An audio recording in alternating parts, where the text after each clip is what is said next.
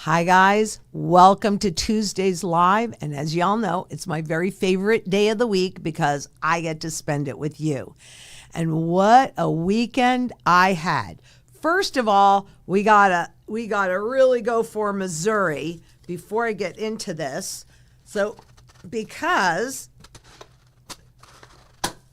woohoo! I'm going to do another one just because this is so big. I can't even stand it. And these are kind of a little underwhelming. So it requires two. Well, let me tell you what Missouri did. I love Missouri. I'm going to have to go there. Okay. Of the 11 states that have passed legal tender legislation, Missouri passed the best and most permissive sound money legislation in the entire country because they now accept gold and silver for taxes. Yay! We're making progress. And we have even made some more progress because this past weekend, I was in Florida and I got to meet the future Florida governor. It was fantastic. It was the Citizens for Sound Money. It's Byron Donalds. And the Citizens for Sound Money had a meeting with him on, yes, Florida has passed the sound money legislation, and that's a fabulous thing. So we got that done. Now there's a little bit more work to do so that it actually can be used in a more formal way like they just did in Missouri. So I'm so happy to say that we are making progress. Also, some of the members that were there, I'm not at liberty to really talk too much about what's happening, but I got to spend some time with Daniel Diaz, who's been on the show a couple of times, and we're going to put something together very special because, quite honestly, as you're learning how you can become part of the sound money movement and push it forward locally wherever you are, it's still kind of daunting. He and I spoke about it, and I'm like, yeah, I know that you kind of gave us what we should do, but quite honestly, it's still quite daunting, even for me. So I imagine that would be true for everybody watching. So we're putting together a program where step by step, we will actually do it with you and walk you through it. And I'm saying do it with you. I'm really meaning do it with me.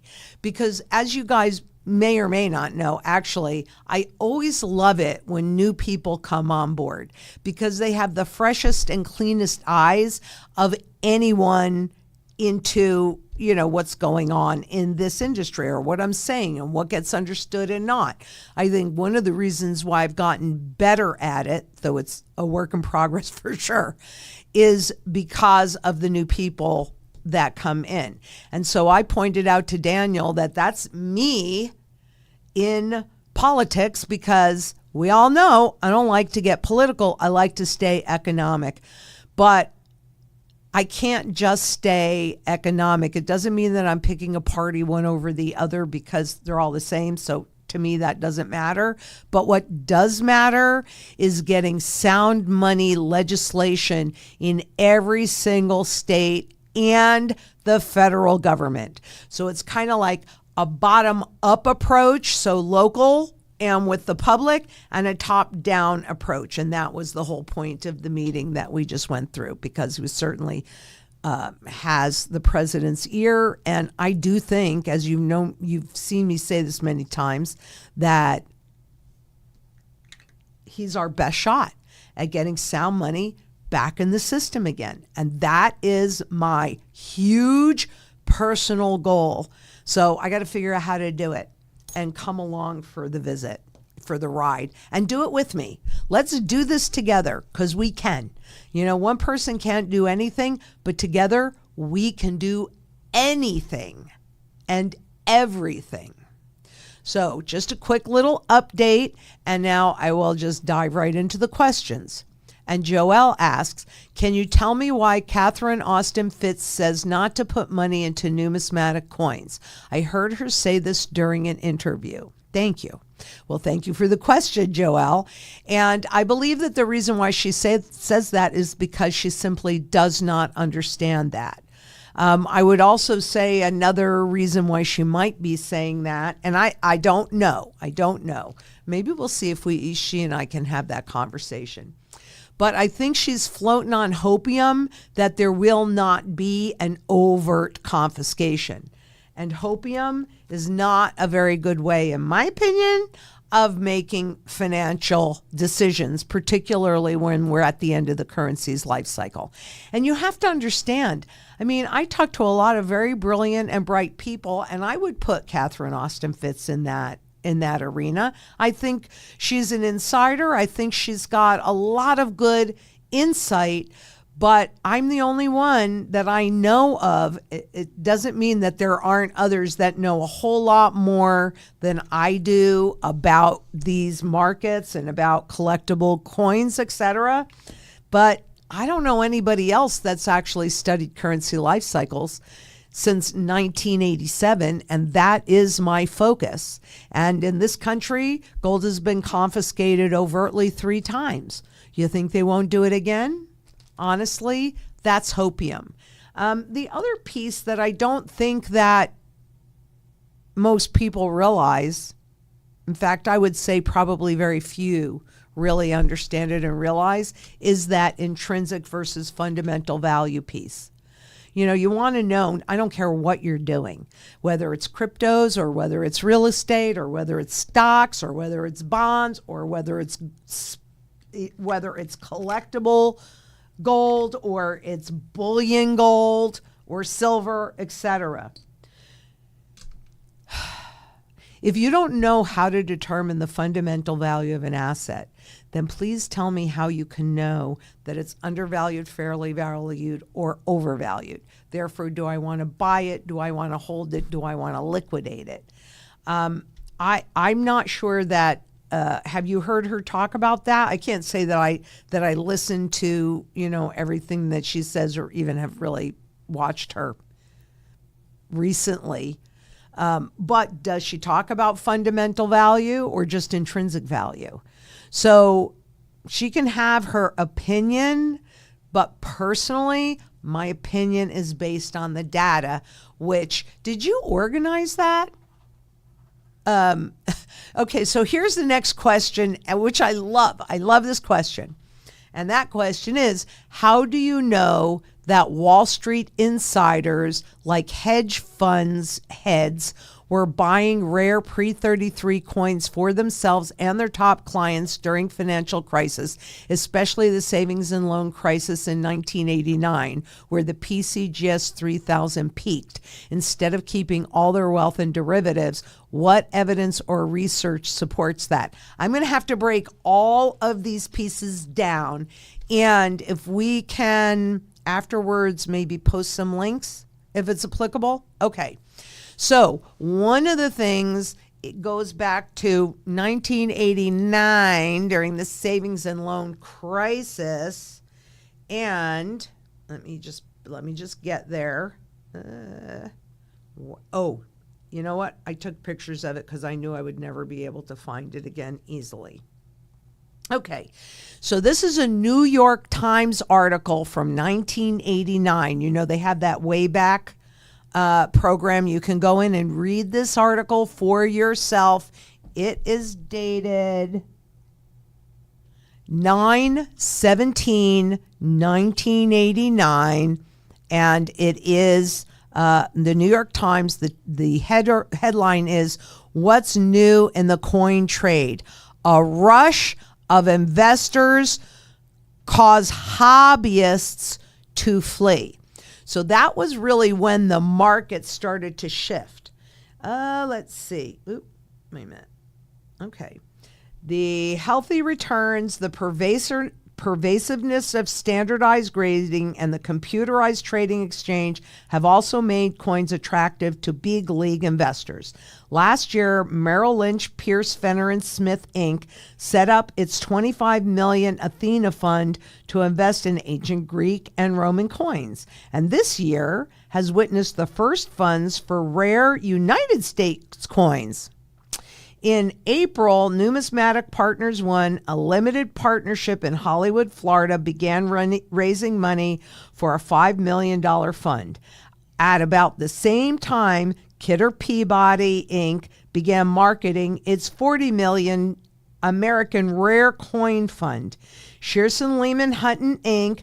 has even been talking about selling rare coins to investors through its 11,000 retail brokers. And this is in quotes. It's another example of coins continuing to move in the direction of financial instruments. That was somebody over at Kidder Peabody. In fact, the increasing number, this is, I got that here. And this is when this trend started. Remember, nobody likes to look at history because, that was then, this is now. But history has a tendency to repeat itself, or at least rhyme. In fact, an increasing number of states are repealing the sales taxes on the purchase of coins. Eliminating that burden of 5% or so brings the cost of investing in coins more in line with other investments. Imagine what would happen, because now we have states that have definitely done that. We need to get the federal government to do that, and the way to do that is through the states. So that's one. How do I know Wall Street insiders were buying rare pre-33 coins for themselves? And the PCGS 3000 is actually another level of evidence for that, because that's a coin index. So it takes into account a whole bunch of different coins. Okay.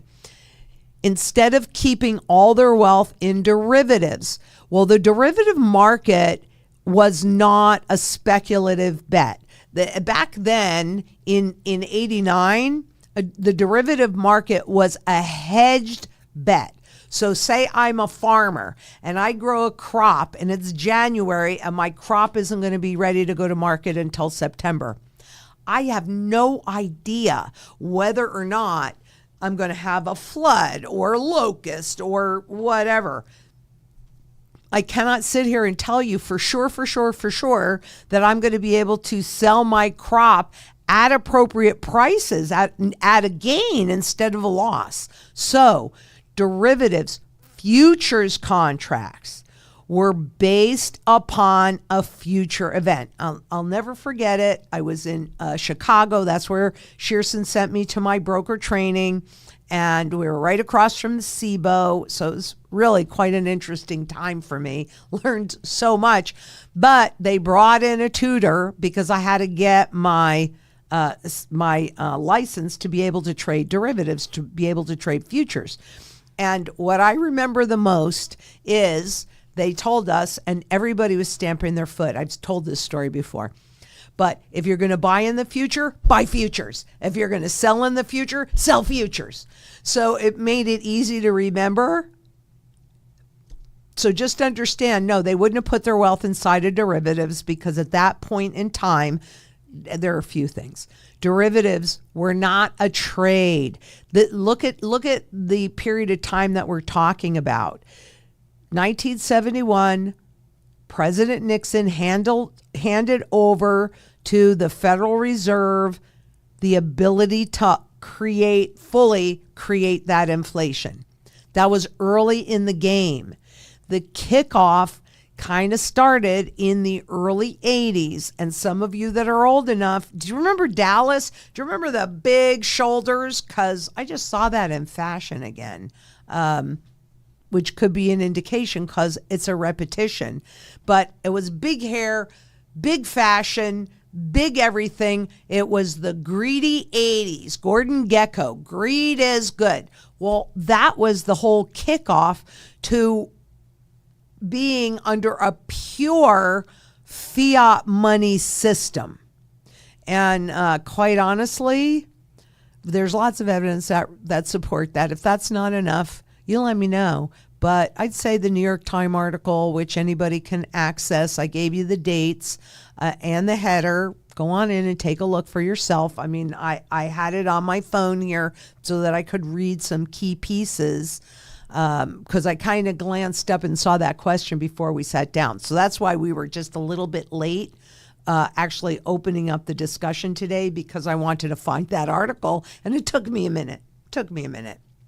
but you can do it for yourself. The PCGS 3000, you can see it there, and also the ultra rarities. You know, these are all evidence because in the collectible coins, whether they're the more common ones like we work with, or they're and are on like the PCGS 3000, or on the ultra rarities, which is where the ultra wealthy play.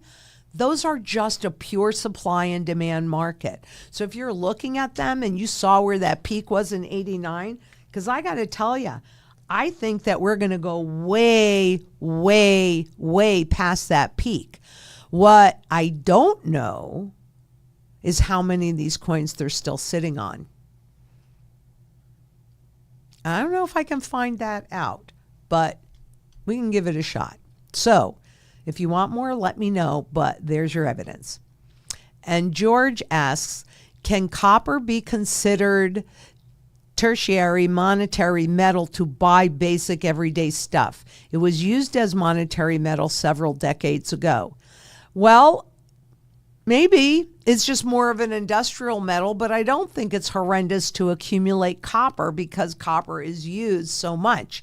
Do I accumulate it? Well, heck, I remember when I would go down to my father's, I mean, this is when I started out, right? My father was a developer, so I would go down to his job site and gather up all the scrap little pieces of copper wiring, and they had that coating on it, you know, a colored plastic coat.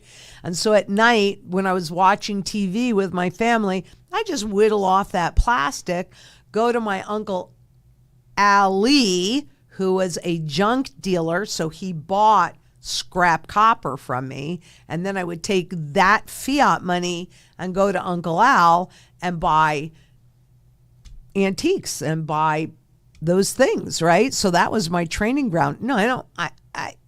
It's not what they revalue currencies against, and it hasn't been known to maintain your purchasing power, though in all honesty, I probably have not done that calculation because I've just really been focusing on the two key monetary metals.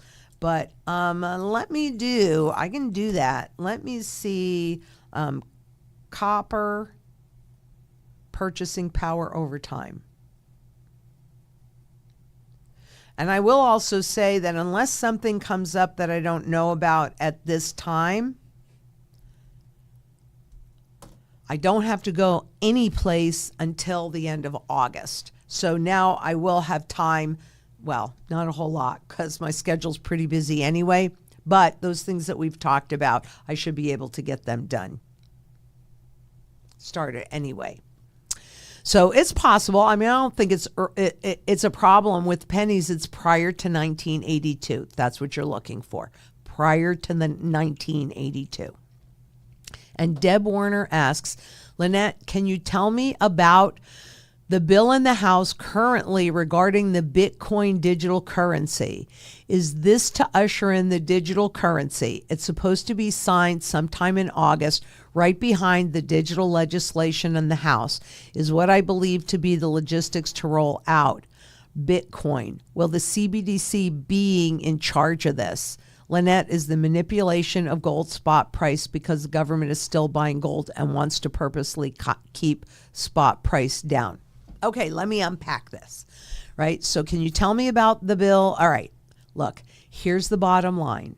With the Genius Act and the stablecoin bill, it still needs to be signed off, but we're real close. They changed the system already. I cannot tell you at this point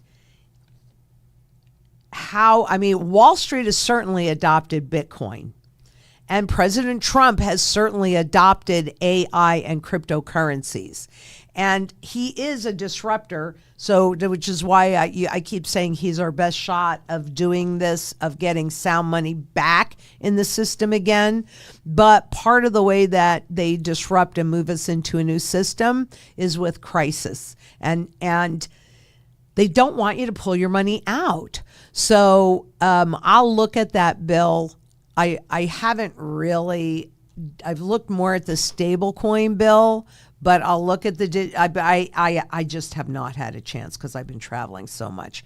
You don't see it because I make sure that I'm here every Tuesday. I remember even when I went to Australia, I went ahead and filmed from there, even though it was not great because we were in bad locations. However, I didn't miss a Tuesday because I really love you guys so much. I mean, I can't even tell you how much I appreciate you being here.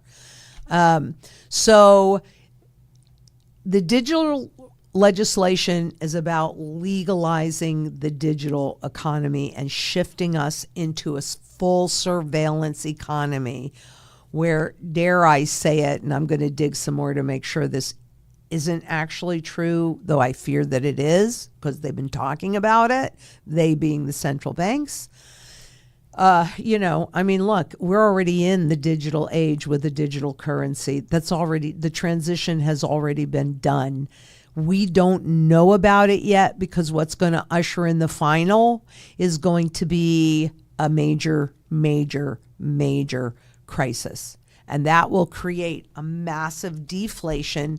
And as we all know, there's only one way to fight deflation, and that is with inflation. So, yeah, this is about, look, I knew it in 2008. I saw it. The system died. And always when one system dies, they've got to come up with another system to transition us into. People think that this is going to be an easy transition, and it's not.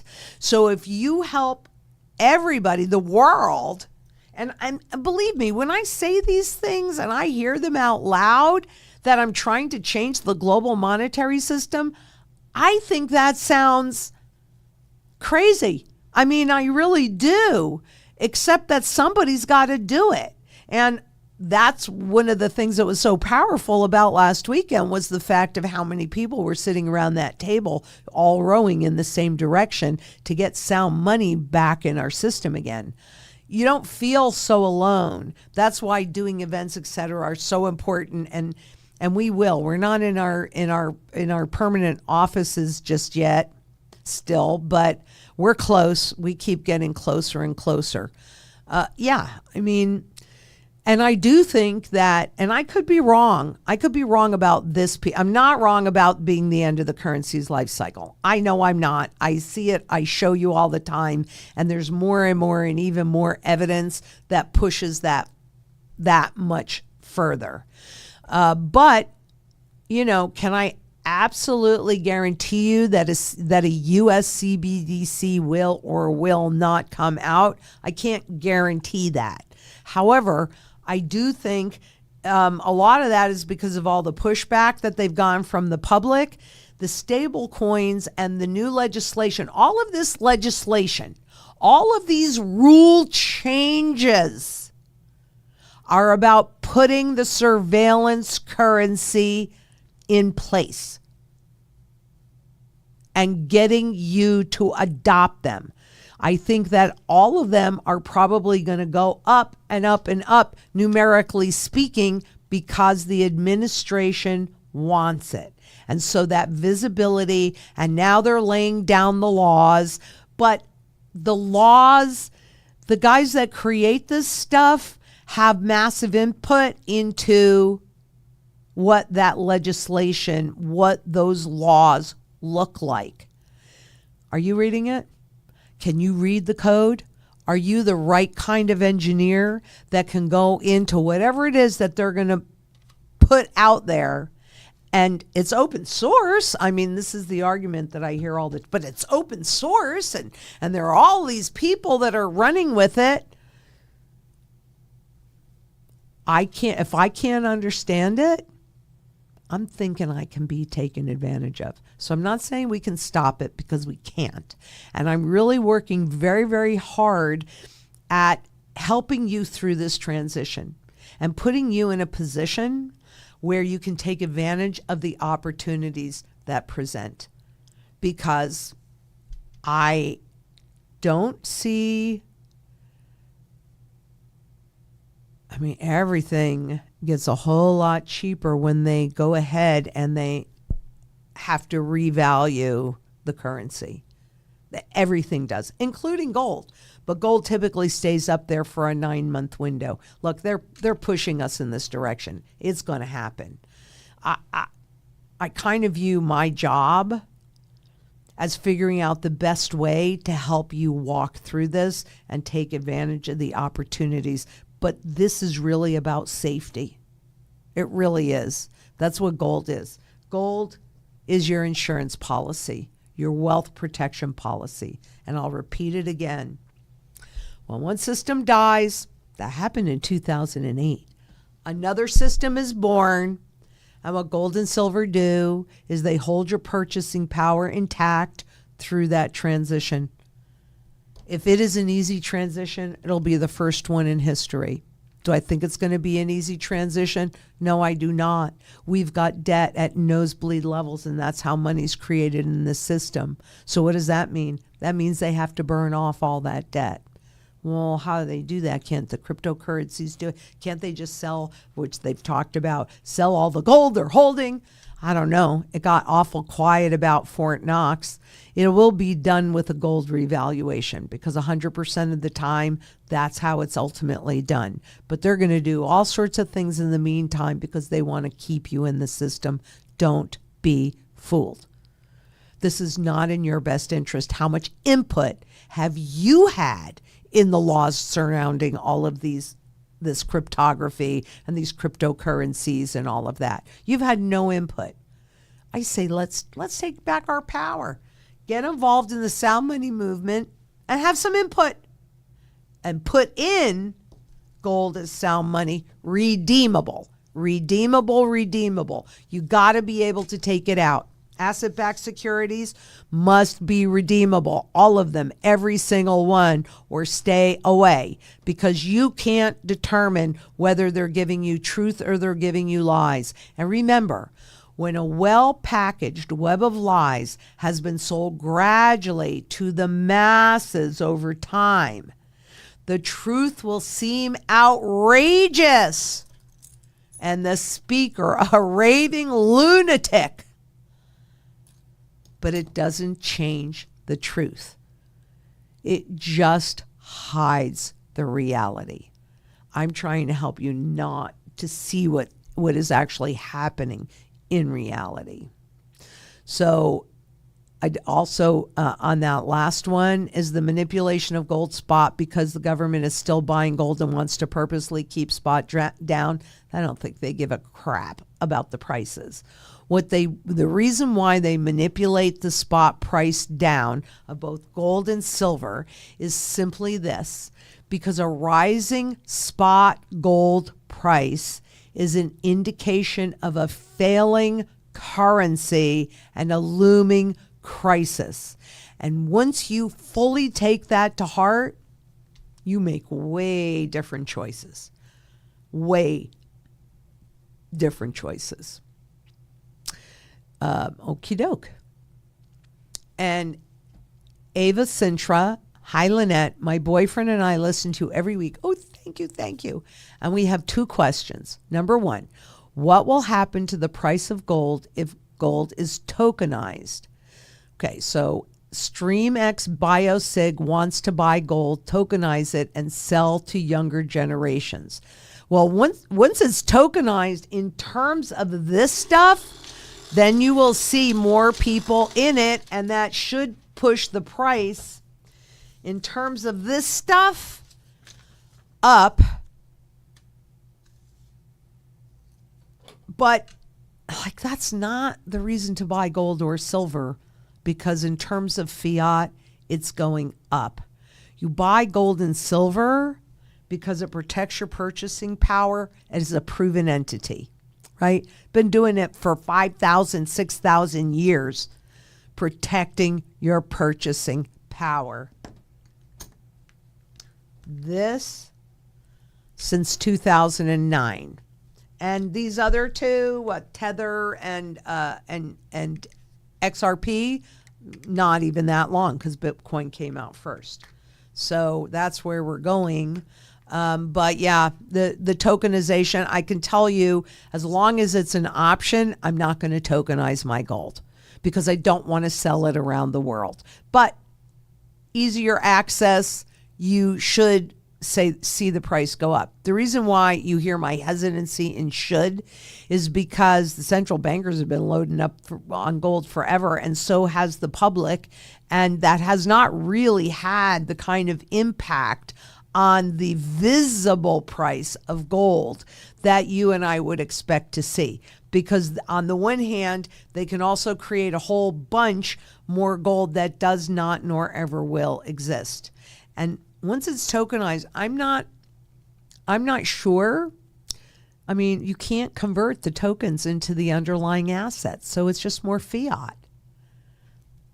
And you got to trust it. Yeah, well, I'll tell you right now, in gold and silver, I trust, not the rest.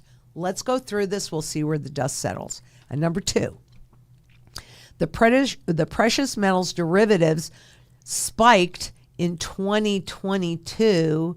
Is this the reason why the price of gold has been increasing, or is it the reason why the price of gold is suppressed? Remember, a derivative is derived from an underlying asset like gold, but you cannot convert it back into that asset. So the key use of derivatives for banks, etc., is trading. For governments and central banks, it's for price manipulation, because a rising gold price is an indication of a failing currency and a looming crisis. Ta-da! It's that simple. So yeah, price suppression. And can I see the next question, please? Pepito asks, hi, Lynette, how do I protect my direct deposit check to my bank? Well, how you protect that is by, okay, there's today direct deposit and then there's tomorrow direct deposit. Those are two different things. I'll explain it. Today's direct deposit, the way that you would protect it is obviously you need money to live on and you pay your bills, etc. But anything that you have extra, simply convert it into gold and silver. I know I always hold up the 1 ounce coins, but look at this. There's fractional form. So you can get started for, well, what's our minimum? 1 ounce of silver. So that's the way you would protect your current direct deposit, is to whatever you don't need for your living expenses, you convert into gold and silver. You call us, we execute the strategy. We put a strategy together and then we execute it. Now, how safe? Okay, here's the future. What they're talking about is when we are all digital, then the money automatically, no other option, is deposited right in your bank account. And unfortunately, the central bankers have been talking about how negative rates are a choice, because it makes a whole lot of sense for me to work this hard, save up, scratch together and save up some money and then loan it to somebody, knowing that I'm going to get back less principal than I gave them, let alone the almost invisible inflation tax, right? Double whammy. You're getting back less principal and it's being inflated away. So that is the future of direct deposit.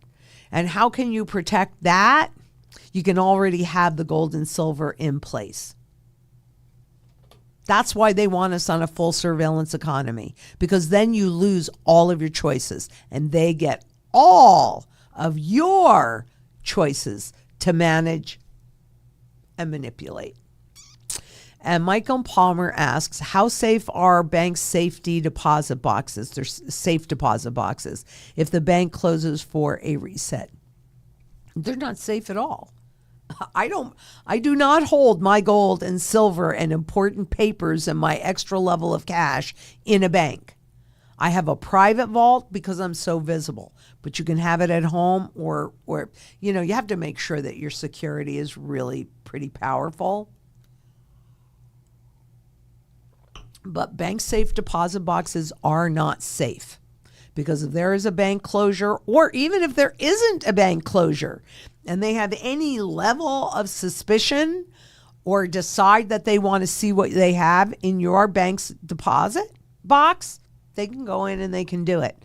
They can lock it. They can drill it open. I had a little old lady client in California years ago that held her coins, did the Numis, and she held those coins in a bank safe deposit box. And one day, out of the blue, she got a letter telling her that she needed to come down and move her box because her box, they had gone into her box. So they drilled it open. And I don't know why. She was a little old lady and from Northern California, but apparently they had some suspicions about her, but she was okay because she didn't have bullion or cash in there. She only had the collectible coins. And that was in the letter. I don't have a copy of it. I wish I did. But so no, they're not safe. They're not safe at all. I don't have it. And Neo the Wise asks, could this be a covert way to collect people's gold through in MO? Well, I don't think so, because I don't really think they're... If you're talking about the tokenization, then I'd say yes. But in general, with the manipulation, no, they want you to stay away from gold. What the tokenization does, it enables them to nudge you, perception management, nudge you in a direction and inspire you to sell all of your equity. Because if you hold all of it right here, it's so easy to spend. Gosh, you see something, you got all this equity from your house or your gold or all the tokenization, etc. Well, it is so easy to spend. And the easier money is to spend, the more of it that you do. So, and I would say fiat money, because gold money takes a little bit of effort to spend, doesn't it? Sound money does. Makes you stop and think for just a second. Is this something I really want to do? And if it is, it's highly liquid. It's the most liquid asset because you have the broadest base of buyers. If it's not, then that gives you at least a second to think about really what's in your best interest and make those educated choices. And Otis Woodard asks, I'm with the few who see AG going to triple digits within a year. Are you, Lynette? Well, we're coming to conclusion of the cup formation. I mean, the last time I looked, it was something like spot silver was something like $38 and change. So it's moving up. We need to break above the 50. Could that happen this year? It is certainly possible because there's so much uncertainty in the market. And I know it's going to happen because both gold and silver are severely, severely undervalued. 38.03 is where it happens to be on the spot market at this moment. It could, but I think next year is more likely because look at what's happening and all the hoopla around all these cryptocurrency laws, etc. They are really making, I mean, they're working on legislation to let you use cryptocurrencies as consideration on whether or not you can afford this mortgage. They don't want you to do that with gold, which is proven money. They want you to do it with cryptocurrencies, which is just more fiat money. So they're really pushing it. And most people, I don't know why, but they do. They believe Wall Street and they see things going up. I mean, that's why they push the prices on all this stuff up, because then fear of missing out kicks in. So,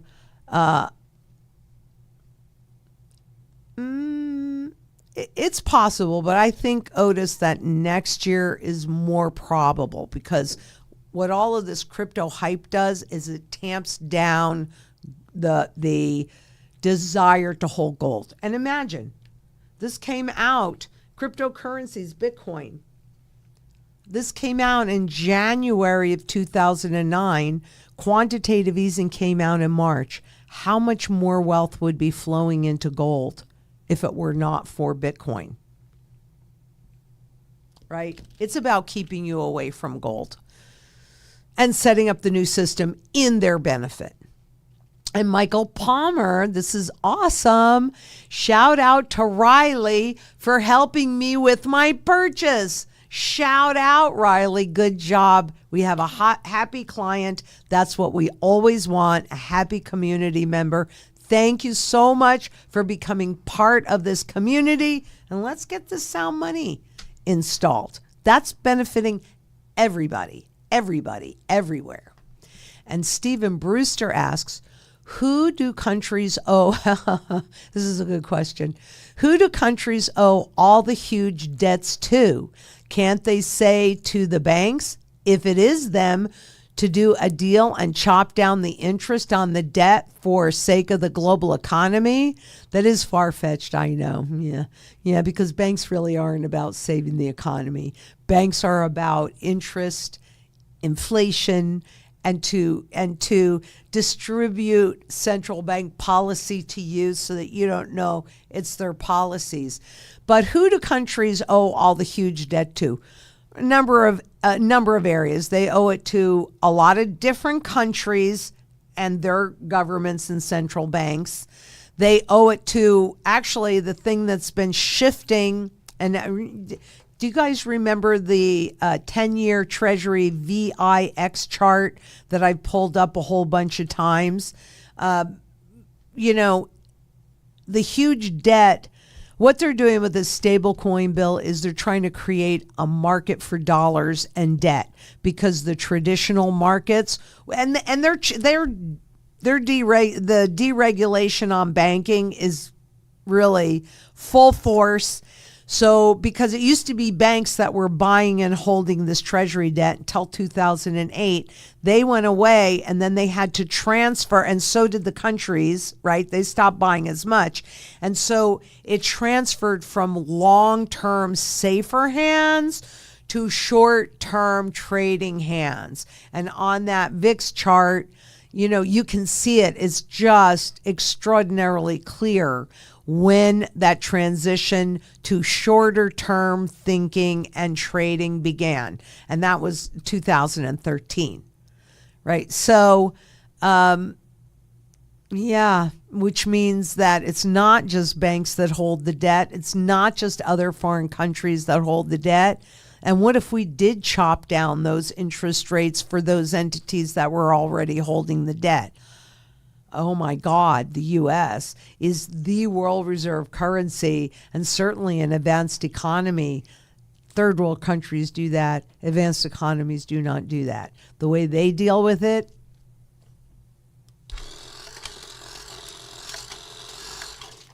they simply repay this debt with currencies that have zero value, which, by the way, is definitely part of the strategy that we execute.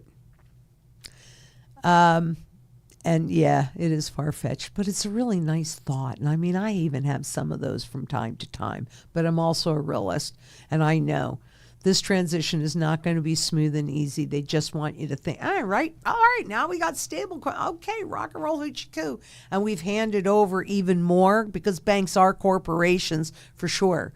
But we've even further removed the monetary process even from the central bank, because it'll be corporations like Amazon that are issuing stable coins. Imagine the trackability and all of that. What do they want to know? JP Morgan started charging for your data. I guess they used to give the cryptocurrencies, the AI learning, for free. And they announced today that they were going to start charging for your data. You got to understand, you guys, you're the product. Can we not be the product anymore? Can we just take our power back and say no? Because this is how you say no. This is how you say no. And JBW asks, how do they know who owns gold? They don't track it at this point, unless it's in like an ETF or a Wall Street product, but we don't have any obligation to report. Now, if they forced us to, we're going to have to, but still in all, I give this for wedding presents, for birthing presents, for Hanukkah presents, for Christmas presents, for all of that, whatever. And I paid my granddaughter and grandson in silver. I mean, it's physical. I can pay anything with this. Well, I can't pay anything with this. That's not actually an accurate statement. But I do utilize my gold and silver, and so I don't know where it is. I gave it away. That's the beauty part of having it physical in your possession. So no, they don't know who owns the gold if it's physical and in your possession. Also, I'm sure it's a very small percentage of the population that owns gold. Absolutely. Though, most people's wedding rings are still gold, right? And the gold jewelry. So what I'm hoping that people also recognize is that gold and silver in any form is monetary at its base. So if it's bent or broken or tarnished or whatever, it doesn't really matter. So it's a very small percentage. If it's even 3%, that's a lot. And most of that gold is actually held in IRAs, which is, in that case, easy for the government to know who owns it, right? And that's really what they're going to attack. That's why I don't buy bullion. And that's why I totally do not agree with Catherine Austin Fitts. Of course, I have different experiences than she has. She really knows about the shadow workings of the government, but I really know about currency life cycles and how they make those transitions. It's a different knowledge set, that's all.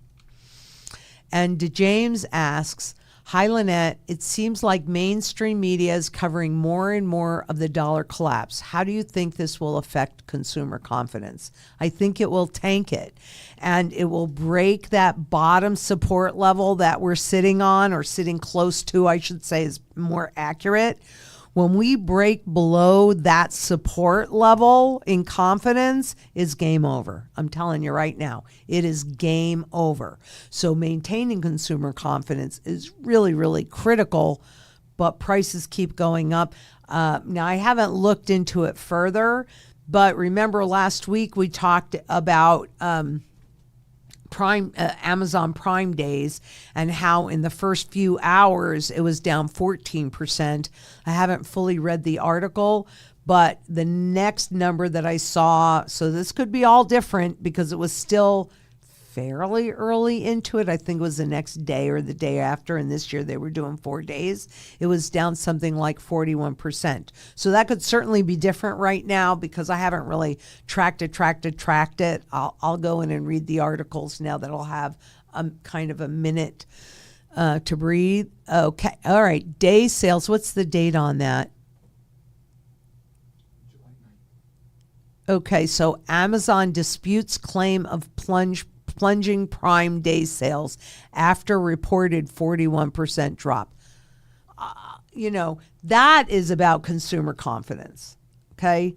So yes, they track that, but that's actually showing you that people are concerned. They are nervous. Even though we've got a high level of normalcy that's come out after the chaos in the beginning of tariff on, tariff off. It seems like everybody's used to it. Tariffs, no big deal. Oh, they really didn't do it. Do you realize that that is a form of confiscation because those prices are passed through to you? And I was really hopeful that by the businesses breaking out how much that tariff tax was, it would open your mind to the realization that that is a form of confiscation and it's not necessary. Inflation is not necessary. It is not a monetary phenomenon. It is a fiat money phenomenon. And Ed Bradley asks, after meeting one of your team, time ran out, but I was not able to ask why he said my gold reserve requirement was just only an ounce of gold. How does one determine how much silver and gold to hold? that is a great question, and I'm really sorry that happened, Ed. And I'm going to ask you to call back, and they need to give you, and they will give you, all of the time that you need. Now, they might have to break it up if they had another appointment. Obviously, they had to be respectful of that. So I hate to say this, but there should have been an additional appointment made to make sure that your questions are answered. But I will happily answer this question. And I'm going to ask you to call in and talk to Emerald if they didn't schedule another time. And you've met her because she's been on here and she's fabulous. But the way that you determine how much gold and silver you need, number one, I know they're using fundamental value, right? Because this isn't about today. This is about while we are going through the financial reset, the collapse and the reset overtly, because we're already going through that, not one doubt about it, but it's not overt. The public doesn't realize yet exactly what's happening. So what that probably was is you might have had, say, $40,000 worth of stock. So it doesn't mean that that's all the gold that you need, but it might have been what you needed to protect those intangible assets that you've already accumulated. And I don't know how many of the questions that you answered, because usually there's a conversation to start. What we're trying to do is meet you where you are and help you get to where you want to be. So, if that didn't happen for you, thank you for bringing that up to my attention. And I'm going to jot your name down, and I'm going to look at this a little bit more. Because everybody gets all the time that they need, even if it has to be broken up, because you'd want them to respect your time as well. So that's how he probably said that, because you had $40,000 in assets to protect, and that's the fundamental value of an ounce of gold. So that's my guess. But we need to look at it a little bit more. And Caleb's Carnivore Quest, I just scheduled a call with you guys. Oh, yay! I'm super nervous. I'm only 16. We will be gentle. We will be very gentle, and I'm so happy that you scheduled that call. And however we can support your efforts in learning and understanding this, you don't have to be nervous. We're all very nice people, and we really want to make a difference and help you. And JR, newbie here, you have mentioned your off-grid farm for, I guess, civil unrest and having edible plants for potential hungry nomads to eat. How will you deal with uninvited guests when a large group comes?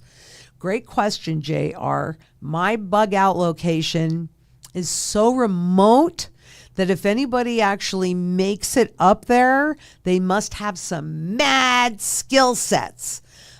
So the off-grid farm, it is for, I use it right now. I go up there this has been a very busy year, obviously, you guys, but in an ideal world, I'm up there every other weekend, and I have a full studio up there as well. So if I'm up there and something happens, I can go ahead and distribute that information. And I did do it it's great to rest, but yes, for civil unrest. When it gets really bad down here, I want a place to go, because one night I had to sleep with a gun in my bed, and I thought this is no way to live. And so that is indeed what the bug out property is for. And yes, we are growing up there. We've put in a kitchen orchard and a production orchard, and the intention is and we'll put in more. You'll see it. We'll get there. We'll get there. I promise. You might have to have a little patience, like I have to have a little patience with it, but we will get there. And the way that we will share the produce and whatever we produce up north that is more than what we need is we will simply bring it down into town and share it That's how we're going to do it. And here in my Phoenix location, because I'm in dead central Phoenix, the way that I accomplished that was by growing the entire exterior of the property as food, whether it's food trees like plums and peaches and nuts, pecans and almonds and pistachios, and then of course zucchinis and all of that stuff. So I planted the exterior so people going by could pick a pomegranate or pick a zucchini. I have a lot of security down here. I know I had a client that was a CSI agent who told me if something, somebody really wants to get in, they'll figure it out, but I didn't make it easy. And that's something else. Security should be done in layers.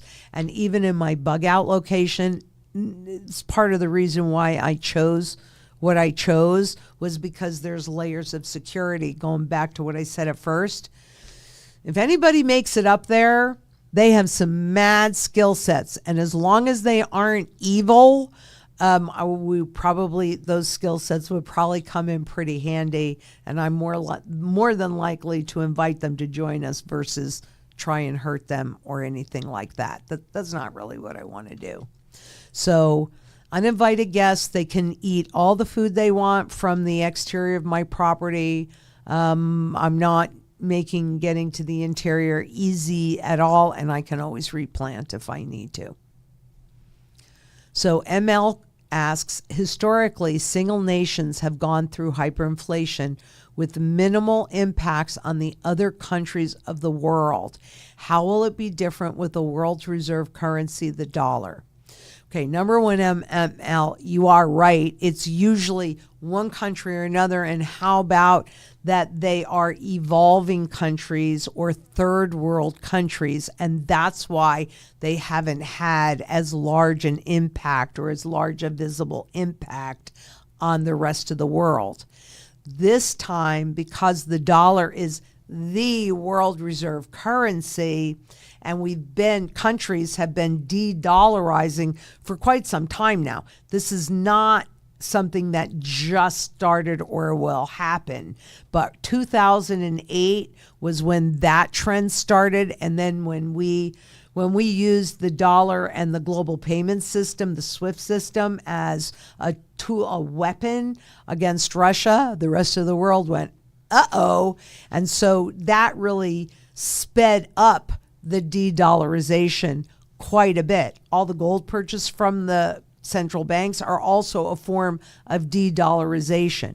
And so what is most likely to happen, and this I can't guarantee, it's just logical and it makes sense, is that as the world reserve currency, the impact of that will be felt a whole lot more here in the U.S.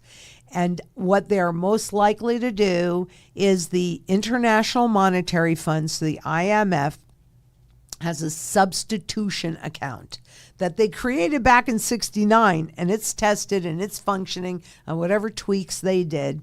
But anybody that's holding dollar-denominated debt or dollars can deposit them. I'm not individuals, but countries anyway, can deposit those bonds and those dollars into the substitution fund that will then convert them into SDRs, which, the IMF has been they created a universal currency because it's a basket of currencies. So every single currency, there's no limitations on how many currencies they put in the basket. Right now it's got 6, but they can put every single currency in this basket so that it kind of acts like an umbrella.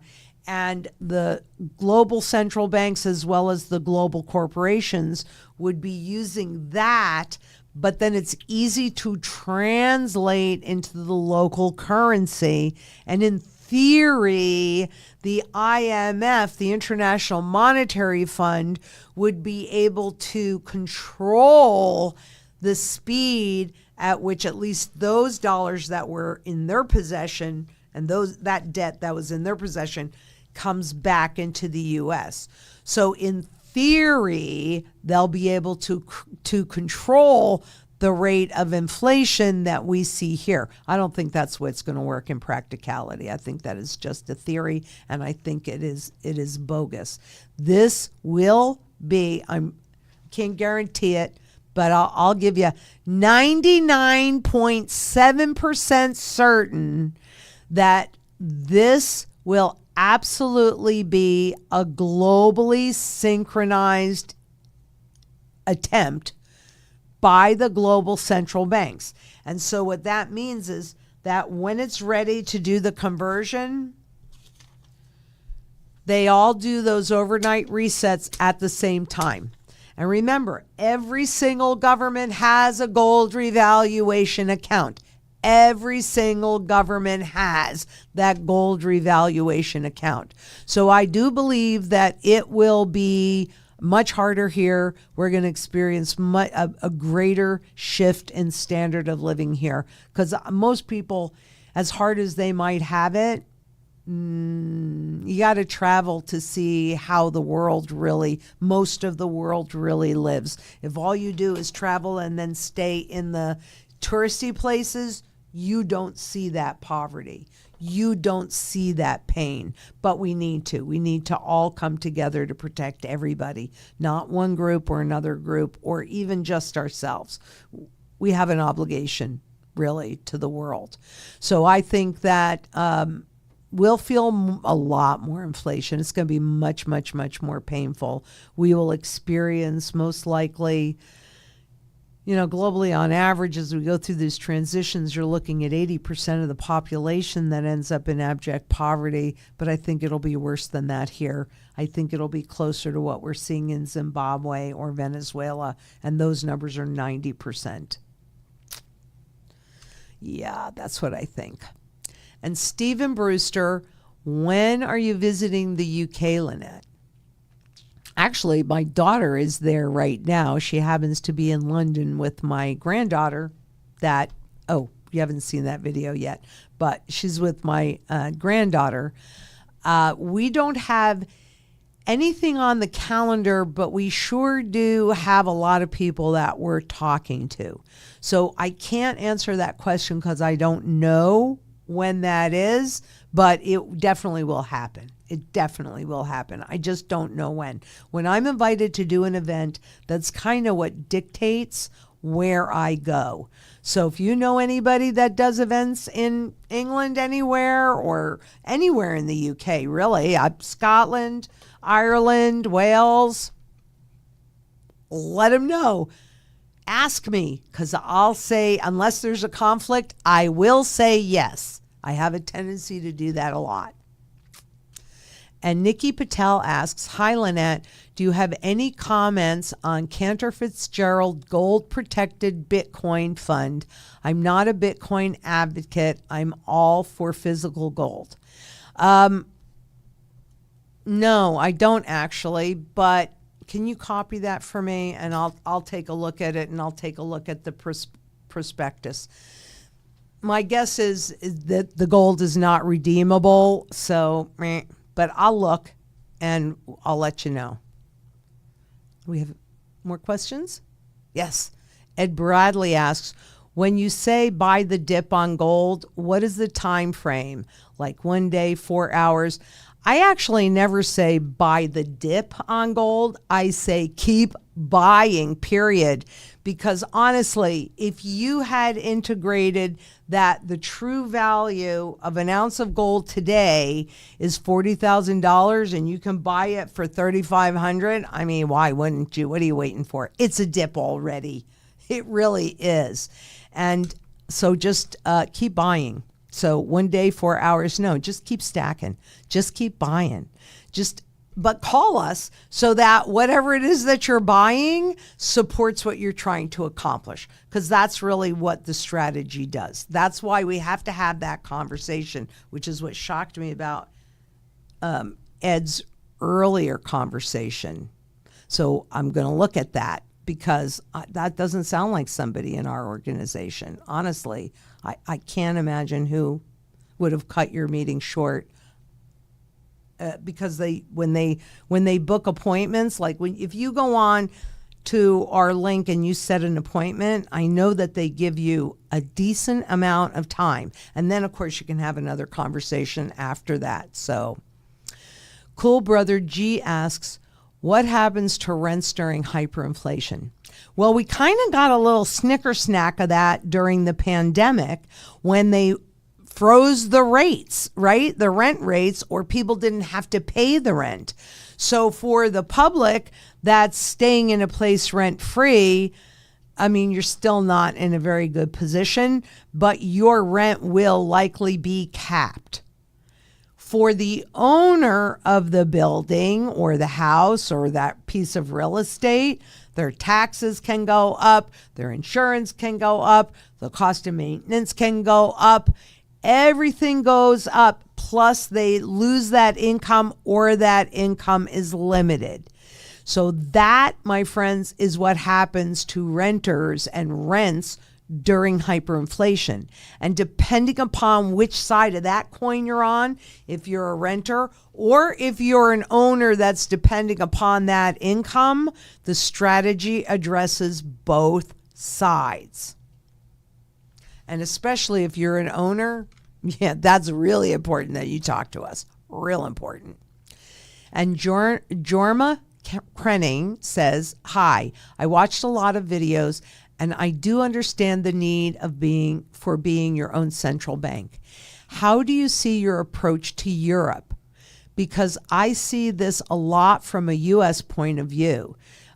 And what is your standpoint on having the legal ownership of gold and silver, but it is stored with a broker, for example, in Switzerland and living in another part of Europe? Okay, that's a lot to unpack, so I'm going to take one section at a time.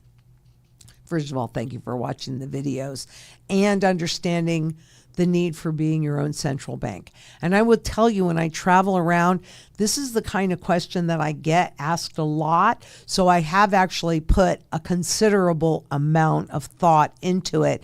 And I would say that you need to do the same thing that we do here in Europe. Become your own central banker. Buy the gold and hold the gold. And I'm going to take you also back to the sovereign debt crisis, 2013-14, with Greece and all that whole period, and the bail-ins that happened during that period of time. Cyprus was a test. So I'm thinking that you guys had firsthand experience of, if you don't hold it, you don't own it. Why would that be different than in the U.S.? What is different, however, is the fact that we have the advantage of a 30-year fixed rate mortgage. So that gives us, honestly, a leg up in repaying and paying off that mortgage with dollars in this country that have zero value. And that's really the part that I struggled with more than anything else. And so what I realized is this is a strategy for this transition and hyperinflationary event.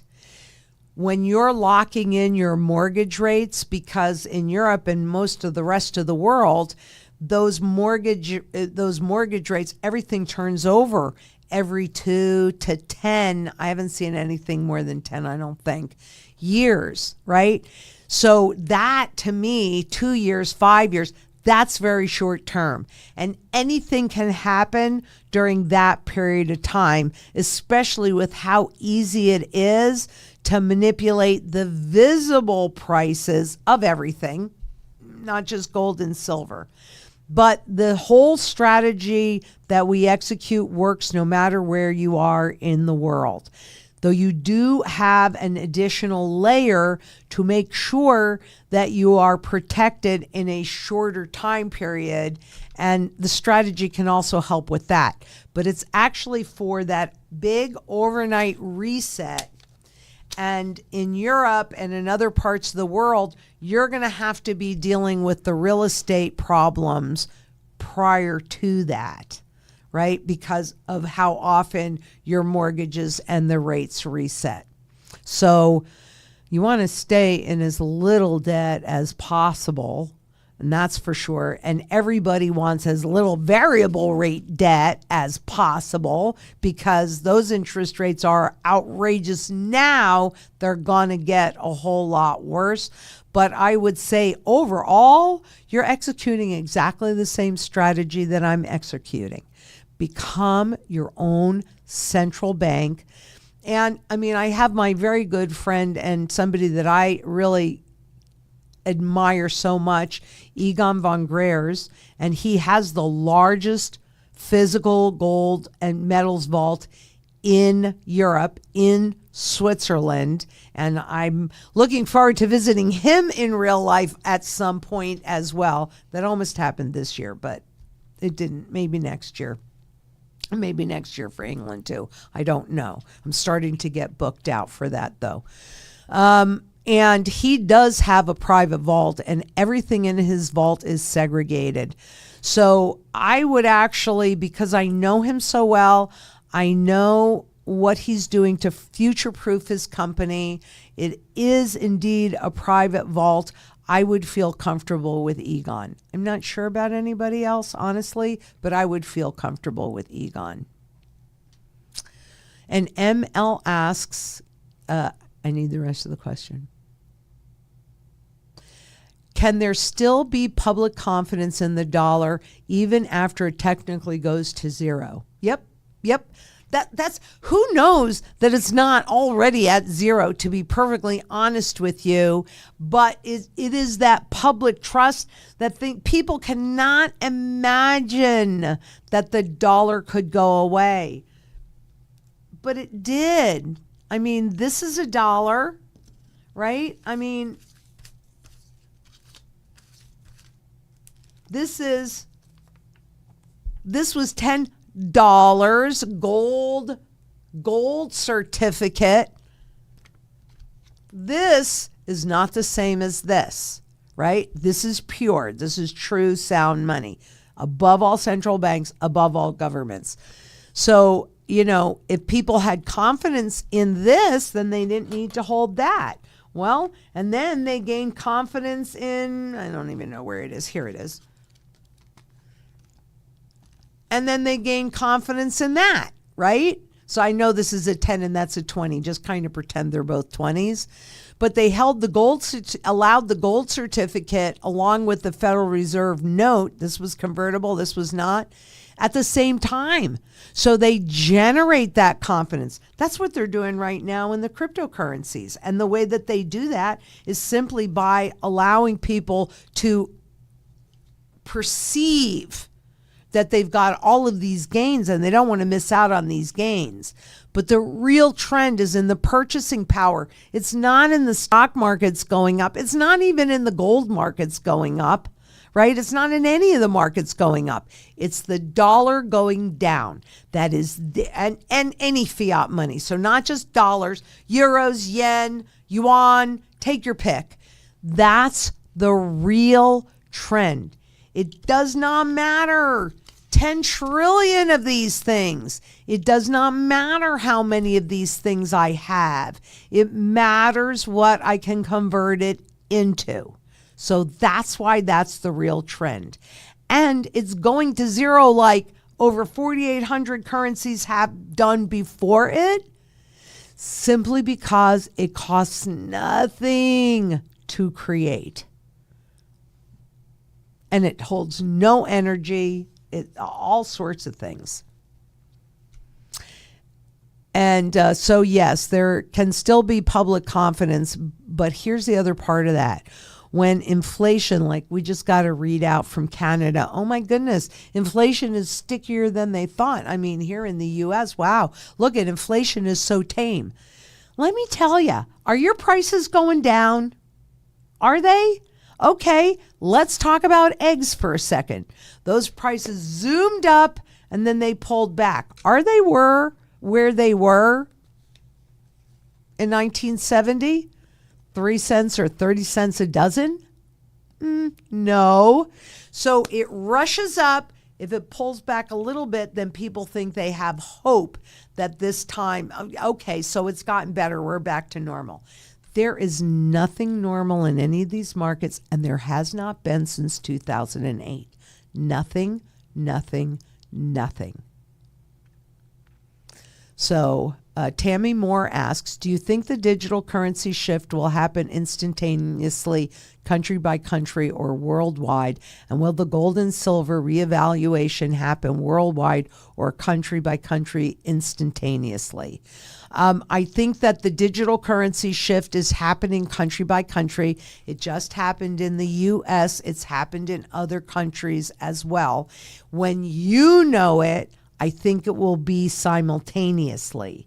But first they're laying in the infrastructure and they're getting adoption. And the stablecoin bill is really about gaining more adoption, creating a false market, or another market, maybe that's a better way to say it, for dollars and dollar-denominated debt to see if they can't kick this can down the road a little bit more. Can they? We'll find out. But you know what? I'd rather be 2 weeks, 10 years too early than even 1 second too late.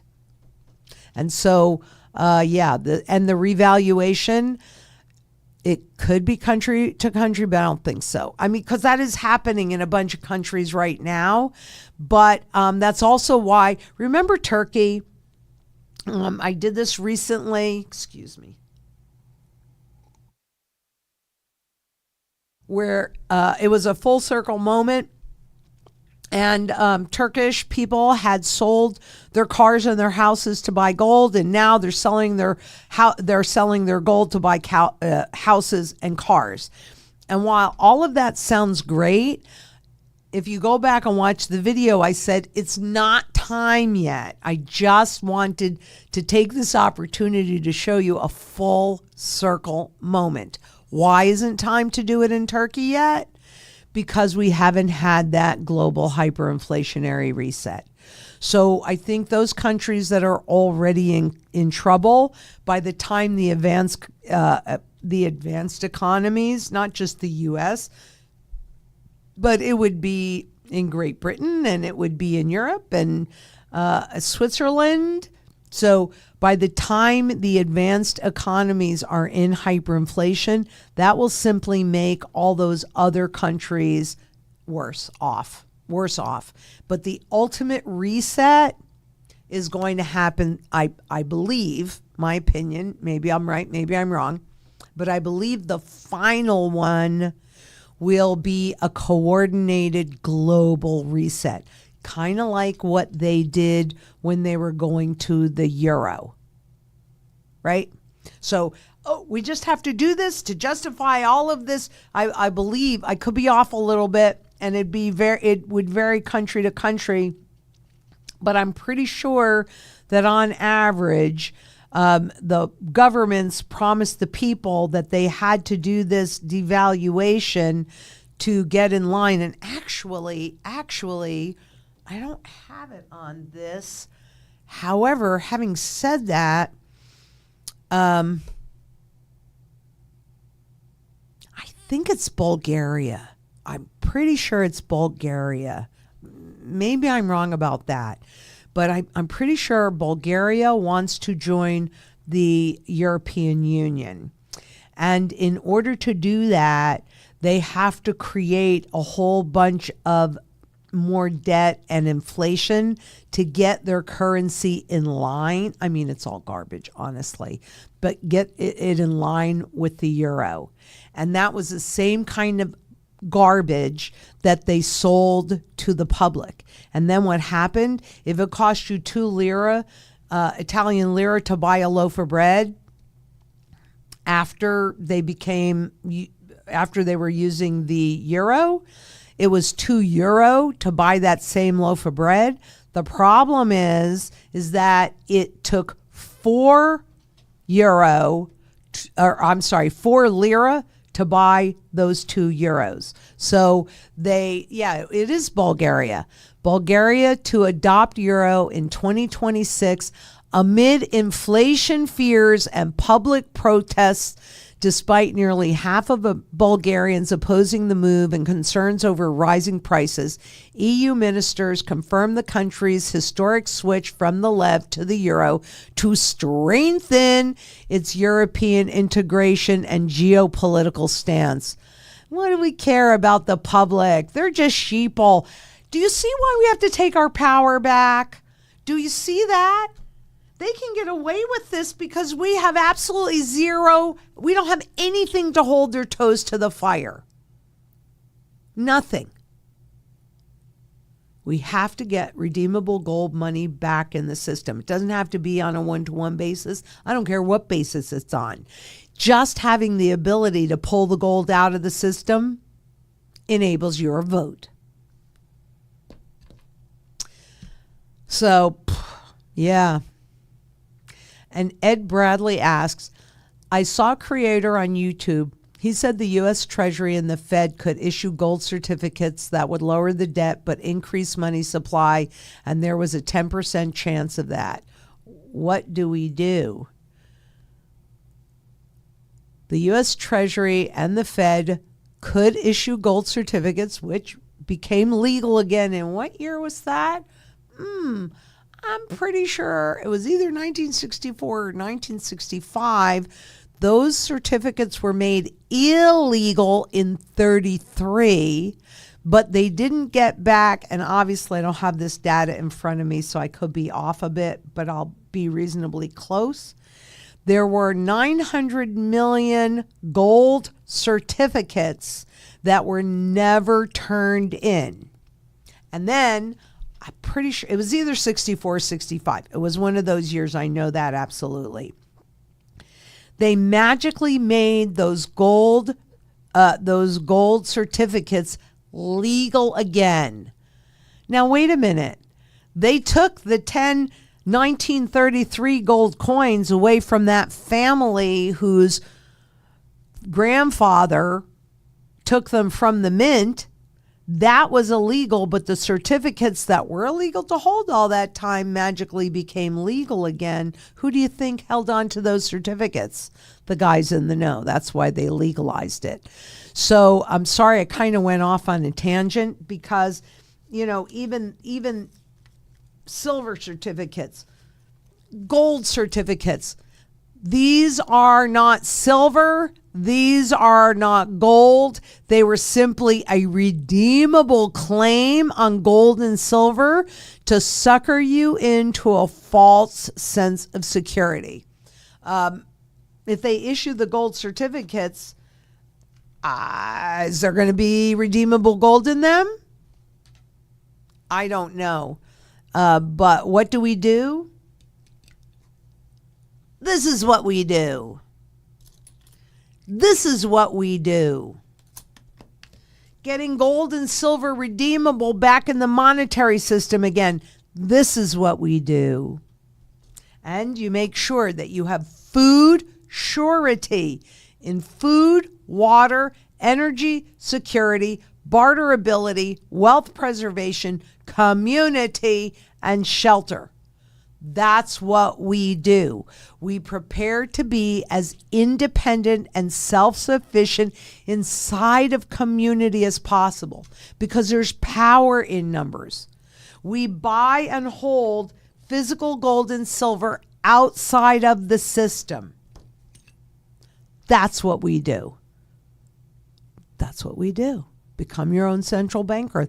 Nobody's going to have your best interest at heart at the level that you have your best interest at heart because you're the one that's going to be impacted. So just get it done. That's what we do.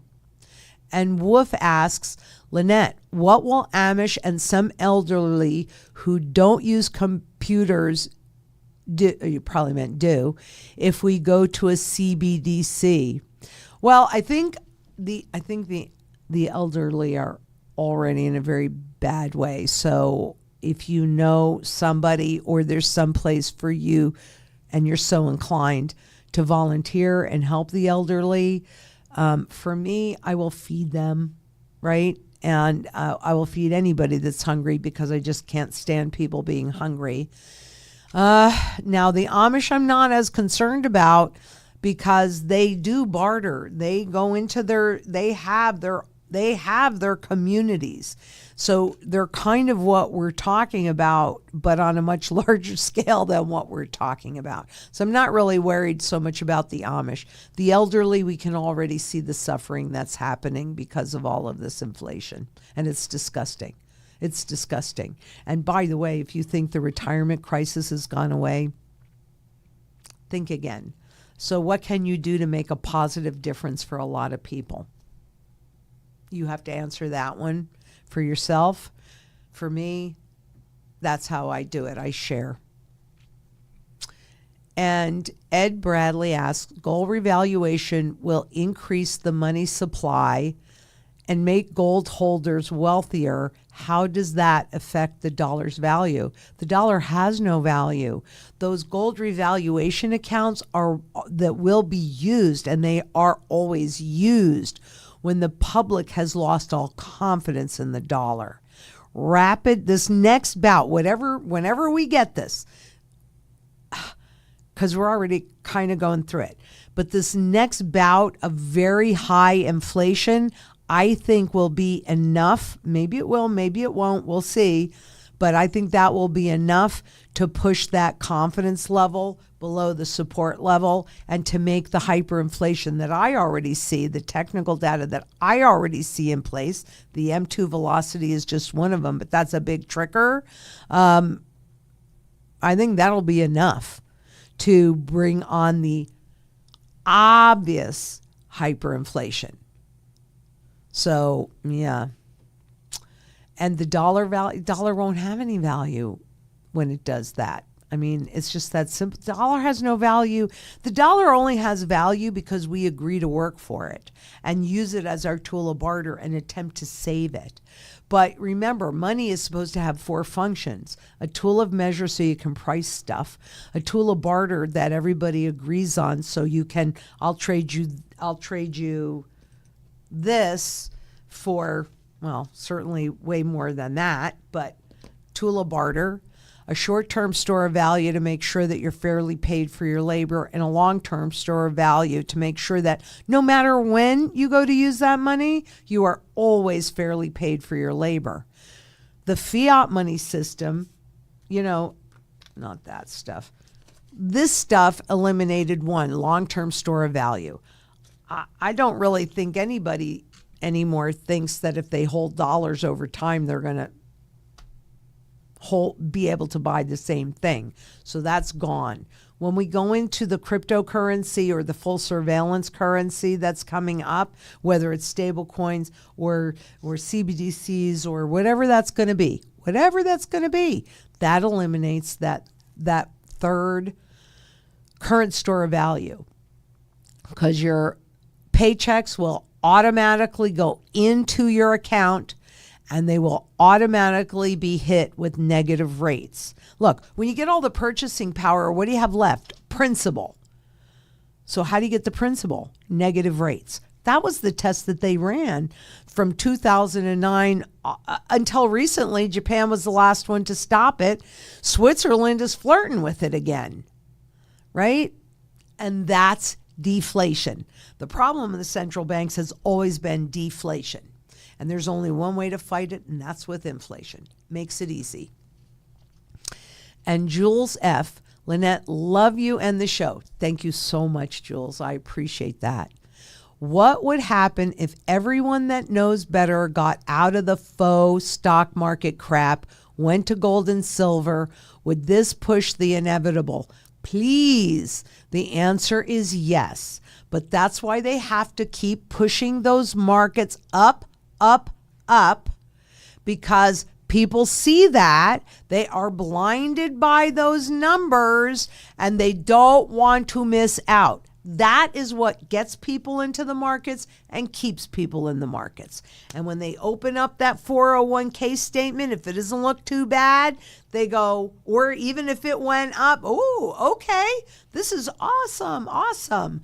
But that's why I said the real trend is the value of the purchasing power.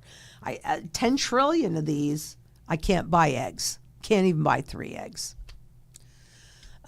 So Yeah, if everyone did that, guess what? We could have a sound money in the system again, and then they couldn't inflate our wealth away, and they couldn't create income and wealth inequality, and the playing field would actually be level so that your child can dream and know that the wealth can be there to have him or her make those dreams come true. That's my personal huge goal. When I look at my grandchildren, I want them to be able to dream and make those dreams come true, but not just for them. I want that for everybody because I think that's what everybody wants anyway. I mean, we all, no matter where you are in the world, we all want the same things. We want a roof over our heads. We want some food and water in our bellies, and we want someone to love and care about.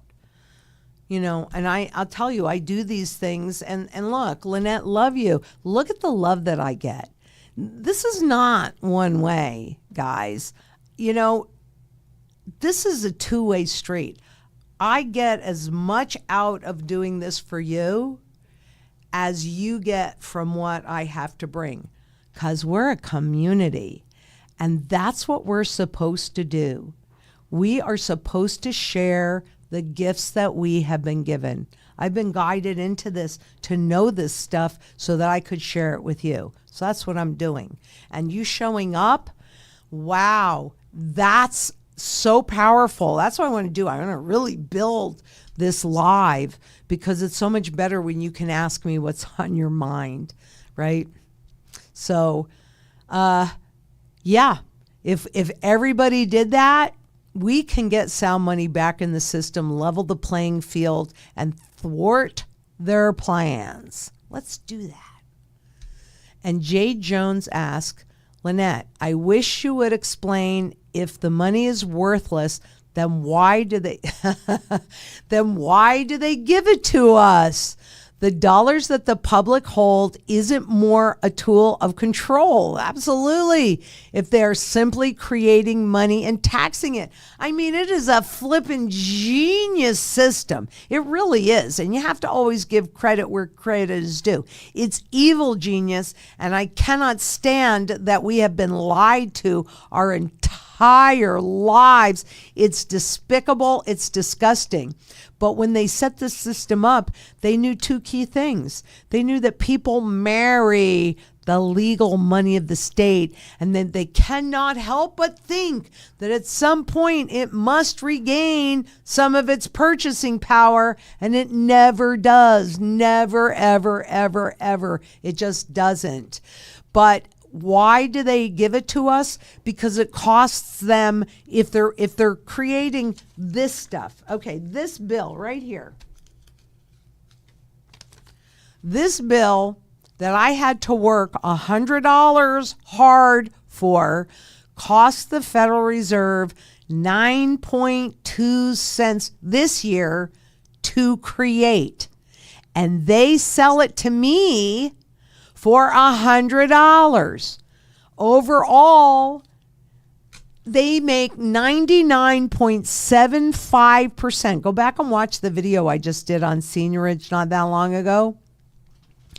But why do they give it to us? Because that's how they make their money. That's how they stay in control and power. And the more of this that they create, the less value it has out there, but you don't know it because you get blinded by numbers. And I mean, think about it. Average wage 1971 was $10,500, and a family of four could live with one wage earner. I'll repeat that number, $10,500. Today, the average wage is what, 62,000 or something like that? I don't know what the average wage is right now, but it's somewhere in that vicinity. And I see Josh is going to pull that up for me. What is the average wage? $63,795. Yep. $63,795. So on the surface, you go, well, I'd rather make $63,975 than $10,500. But can a family of four live on that? You need two wage earners making average wage, not minimum wage, but average wage. And what did they stimulate in 2020? Anybody that was making less than $250,000 a year. Let me tell you, when I first became a stockbroker in 1986, nobody ever talked about anybody outliving their retirement. And in fact, if you had $1 million, I'm telling you were super wealthy. You were. There are lots and lots of millionaires now because of the value. And they talk about trillion-dollar corporations. It's because this has no value at all. That's why they're trillion-dollar corporations. It's all a lie. So they give it to us because they get to keep the difference between that $100 and that 9.4 cents, use it for themselves. If there's anything over that they don't use up, then they send that to the Treasury, which they haven't been able to do. I believe we're going into either a third or fourth year of that right now, but that's how they make their money. And then that is the dollars that the public hold isn't more a tool of control. It is 100% a tool of control. Because when they were creating this, they actually said this. Now, mind you, I don't know that I could pull that out at the tip of my finger, but I could if I needed to, because I have all the links and I'm happy to share all of those. But when they were creating this system and corporations wanted to pay you less, but knew that if you were used to getting $10, you weren't going to take 5, but if they could make the 10 spend like 5, that's what enabled that income and wealth inequality, and why somebody that's making $63,975 needs a partner to make at least that much or more, and then you are still paycheck to paycheck. That, my friends, is beyond disgusting to me, because all of this system for the governments, they said this. If people have to work harder to sustain their standard of living, they have less time to pay attention to what we're doing. Governments do not like it, and neither do central banks, when we're on a gold standard, because gold requires fiscal responsibility. There's no other way. If you go into the FRED, F-R-E-D, Federal Reserve Education Department, and you put in supply deficit spending, what you see is that up until 1971, and with the little teeny blip exception during World War II, the U.S. didn't run any deficits. We were required to balance our budget. Isn't that a problem for them? It most certainly is. Once we went off the gold standard completely, thank you, Nixon, we haven't had a balanced budget since. And it's getting worse and worse and worse. Trillions and trillions of dollars. So let's put it into perspective and context a little bit. You keep getting credit cards, and they keep giving you that credit. So you just keep going and shopping. And, oh my gosh, I got to pay this credit card off. I'll just go get another credit card with a higher limit, transfer all the debt that I have on this one credit card onto this other one. And now I have whatever that little extra credit is. So let's go shopping. And I got a clean credit card. Let's go double shopping. So that's what I'm talking about. If you did that, if they just kept giving you credit cards and you could roll your debt from one into the other and back and forth and manage it. And hey, I know people that do that. They manage their credit cards. You might know some people that do that too. And they can get 0% over here. They got a whole bunch over here. So that they have to pay interest on. So they'll transfer it over here and back and forth. And that's a full-time job in and of itself. How about not having any credit cards? How about balancing the budget? What a concept.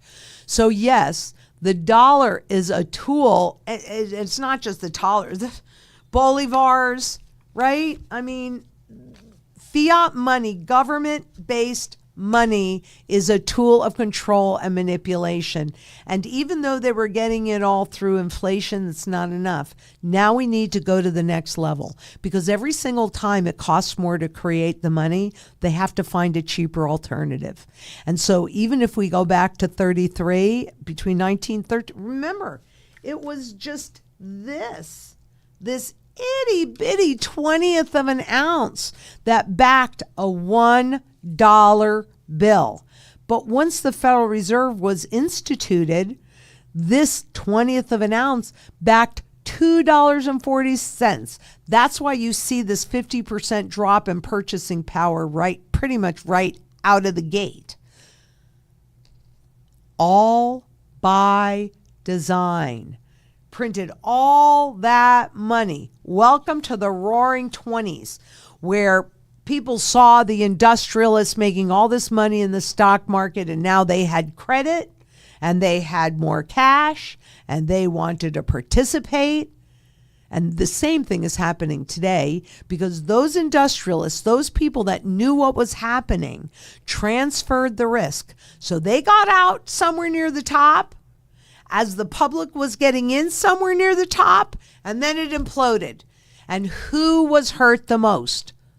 Because it wasn't the whole entire world that was in a depression, though even though we weren't interconnected like we are today, somehow pretty much the whole world was in depression.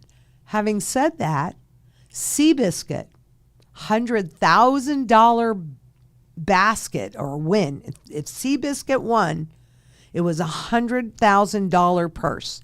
What was $100,000 back in 1933, 1934 during the Depression?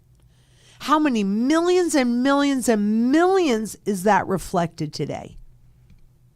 So yeah, totally. A tool of control, a tool of manipulation. Let's take our power back. That's the battle. And as outrageous as it seems, I'm used to people thinking I'm crazy. I don't really care about that. It doesn't bother me, because I'm battling for us, for you out there, for me in here. This is our battle, and together we can do it. The other thing that you brought up, Jay, that is just a brilliant part of it, if they are simply creating money and taxing it, it's the inflation tax. But also, when they make the stock market go up, or the real estate market go up, or any of these markets go up in terms of this stuff, and then you sell it, not only have you been right along since the day you were born paying that inflation tax, but you're going to pay capital gains tax on the money that they pushed into the system that pushed the visible nominal value of those assets up. They freaking create the inflation, and then they tax the inflation that they create. They should all be in jail. They should all be in jail. That is so disgusting. I don't know how they sleep at night. They justify it. They've got to. But it's disgusting. And I say, no, let's take our power back. Yeah. They haven't done a great job for us. Done a great job for a few. But for the 1%, for the 99%, not such a great job. And Talk with Tiffany. Looking forward to more preparedness videos. They complement the financial information. You know what I'm wondering, and I'm going to ask you this, and I want an honest answer. Because believe me, Tiffany, this has been my battle for years and years when I was still at ITM and here today. The challenge that we have, and so I'm wondering if we should test this and just see. If we put preparedness videos on our financial channel, anytime that we've done that, we've lost subs, because that's not what people are coming to this channel for. That's my problem. You want to know the truth? I'd rather have it all in one place. It's easier for me. It's easier to track and see how things are doing. And it is, I agree with you. It definitely complements the financial information because quite honestly, why did I become a prepper? Because it was 2008 and the financial system died. And since I've been studying currencies and currency life cycles, I know food becomes the single biggest issue for people. And I don't like it when people are hungry. I just can't. I'm a mother. I just can't deal with that. So that's when I became a prepper.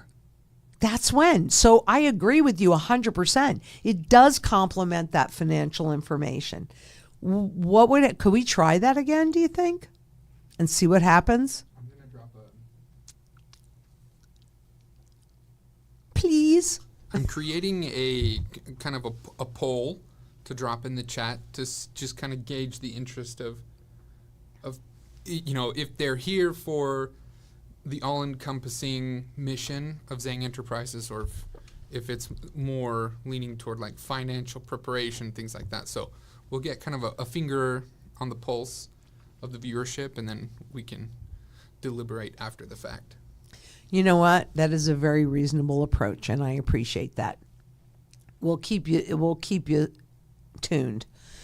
And Gina Young, boy, I haven't seen you in a while, Gina. Welcome back. Well, you may have been here, and I just didn't see it, though. Hi, Lynette. When are you going to have your sister Sari on? Do you think silver is going to stay on the uprise? Yes, I do. Will it go higher than in 2011? I believe so. Enjoy your day. Thank you very much. I was actually talking to her yesterday, and so we're going to schedule that for actually pretty soon, because she had a retail business for 40 years, which in and of itself is a huge feat. And then Amazon came in, and that Wall Street didn't care if Amazon made money or not. They didn't have to pay taxes, so it's not a level playing field. That's actually what I want her to talk about, is her experience with that. So soon, Gina, she will be on soon, and thank you very much for that. And Caleb's Carnivore Quest. Hi, Lynette. What percentage of my income should be put into silver, gold, crypto? Whatever you don't need, and I know you're 16, so probably, after you have that conversation with the strategy specialist. You have that set up, and it always all depends.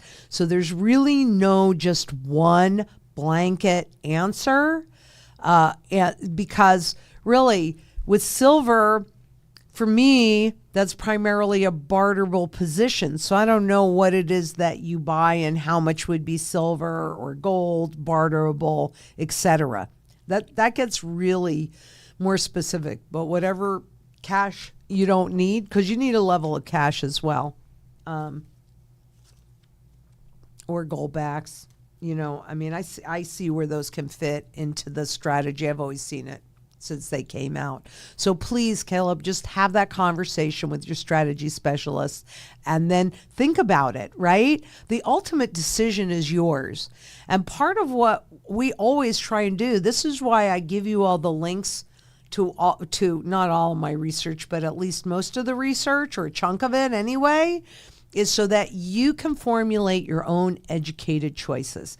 That's what we want to do with those conversations as well. We want you to make educated choices, and at the bottom line is it has to be your choice. So this is a phenomenal opportunity for you to start learning how to do this.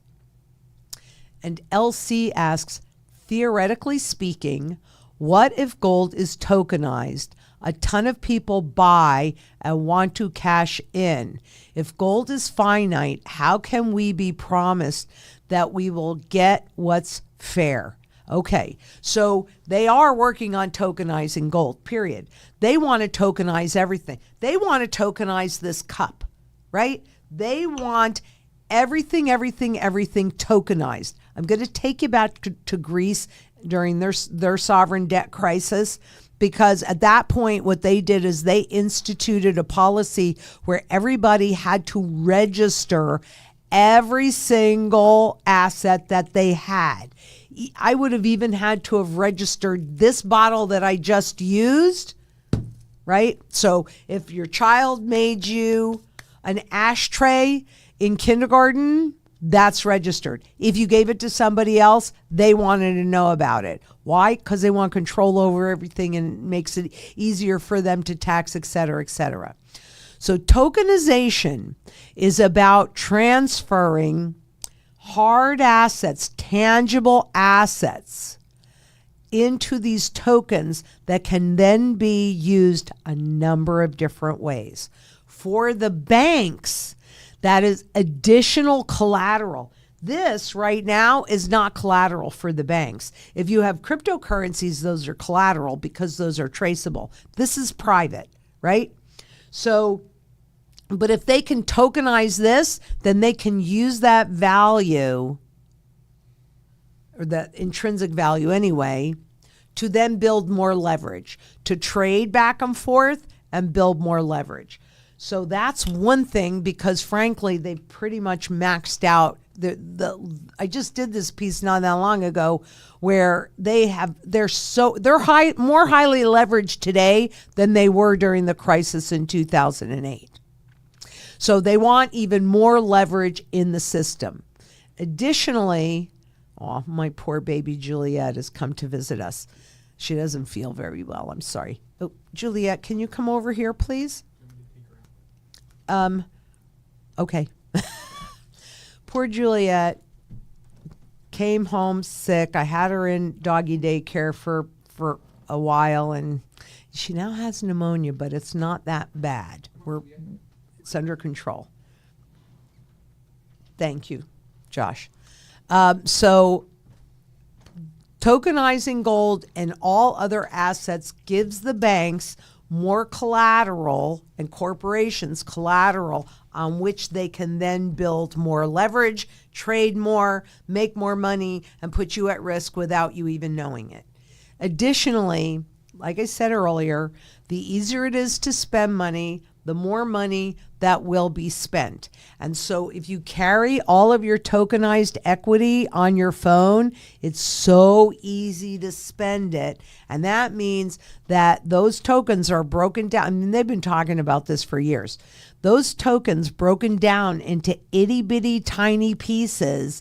And so all of that fractional wealth, for you, you've got, I'm just going to pull numbers. You've got $100,000 worth of equity on your phone, and you see this boat and it's $10,000, and you go, I've got all that other equity. Okay. So and you can, if it's tokenized, you can sell it all around the world. So all of a sudden what happens, you won't know this, the smart contracts are right there, right? So smart contracts just care about whatever those contract details are. So all of a sudden you're not realizing how much you're spending because they're not going to make that obvious to you. And before you know it, somebody in China owns some of the equity in your house. Somebody in Malaysia owns some of the equity in your house. And you're going to notice a smart contract notice that the title to your house has completely been transferred, and it's done, and it's finished. So that is a way to get the population to spend all of their equity and flow in line with the World Economic Forum's prediction of 2030, you will own nothing. Don't buy into it. And then the next question that you've got in there, a ton of people buy and want to cash in. That's not an option. Tokenization, you cannot convert into, unless they change the rules. But from what I've read so far, in tokenization, you can never convert it into the underlying asset. So you wouldn't have the ability to cash in. Once it's in the system, I don't think it's coming out of the system. That's why it's so important to be smart about what you choose to do and have yourself in a position where you're not forced to tokenize your house or your car or your other assets. That's why It is so critically important for you to be as independent and self-sufficient as possible and come together in local community so that you can create that surety in all of those areas. It's critically important. I can't stress that enough. I cannot stress it enough. So if gold is finite, how can we be promised that we will get what's fair? Well, you have to be in a market that is a true supply and demand market. And this is the only one that I know of. It's attached to Wall Street. They create all these contracts. They can create all this stuff that does not nor ever will exist. So you want to only go physical, and you want to go to the collectible markets where you can actually, it's a true supply and demand market, and do it enough. Execute the strategy. That's why we've built this strategy on layers, right? So that wherever we are in this trend cycle, you're okay. You can benefit from it, you can address it, and it's also a full circle moment so that at the end, when we're on the other side of this mess, well, you're in a much better position than when you entered. So, the only way to know that you're going to be and you take advantage of the discrepancies, just like wherever it happens to be, $3,300 spot gold, $38 spot silver, severely undervalued. Woohoo! Accumulate, but don't tokenize. Execute the strategy so that when they say jump, you can say, nope, not gonna do it. And freedom for all, I agree with you 100%, freedom for all. I'm sick and tired of bank tellers over the phone or in person asking me what I'm going to do with my funds. Yep, and you get ticked at the tellers. Is it really the teller's policy to ask you? Federal Reserve, they want you to feel so guilty, and the banks, I mean, remember, Federal Reserve manages the banks. That's who they're looking to support. And the bank's job is to transmit that policy of the Federal Reserve to the public. I agree with you. It's none of their business, but it's just your perception that those are your funds. Legally, when you make that deposit, you've loaned the bank that money. And that's really what gives them the right. I mean, I wouldn't answer them. You say it's none of your business, but they want to discourage you from making withdrawals. So they do it by pushing up stock prices, nominal prices on stuff, so you think it's good and you stay in it, and they do it by making you feel like a criminal. Have you gotten a call yet when you went to take out cash? Have you gotten a call from their fraud department? Ooh, we're just protecting you. Yeah. No, you're trying to scare me so that I leave my money in there and makes it easier for you to steal it. Yeah, I agree, freedom for all. I 100% agree. And Sunday Money asks, during the Great Depression, what would 60 ounces of gold have gotten you? Well, if you had it in any other way but pre-1933, 60 ounces of gold, they revalued from $20 to $35. And what happened to land prices in the U.S. during that period of time? If you had the kind of gold like Treasury Secretary Wooden did, who slipped that right in to into the bill where they were taking the gold away from the public, it was that the public didn't understand that they could actually continue to keep this. I mean, the slabbing part wasn't created until the 80s. But if you read what they could keep, it was any coin minted prior to 1933 is classified as rare and collectible, but the public didn't understand it. So when they took the gold away, I mean, I've heard stories of people living out on the farm and giving their kids the gold coins to go play with outside. It's insanity. At the same time that Treasury Secretary Wooden and his friends, well, they could keep buying it. They could keep buying it at $35 an ounce and not get into any level, no oversight, nothing. Just like my Uncle Al. So Catherine Austin Fitz can say, don't you buy those numismatic coins. Well, she didn't have my Uncle Al, did she? And she didn't have that experience. Although I think she's pretty much my age. I could be wrong. She could be younger than me. But yeah, I saw what you had to do in order to have at least 3,000 ounces of gold.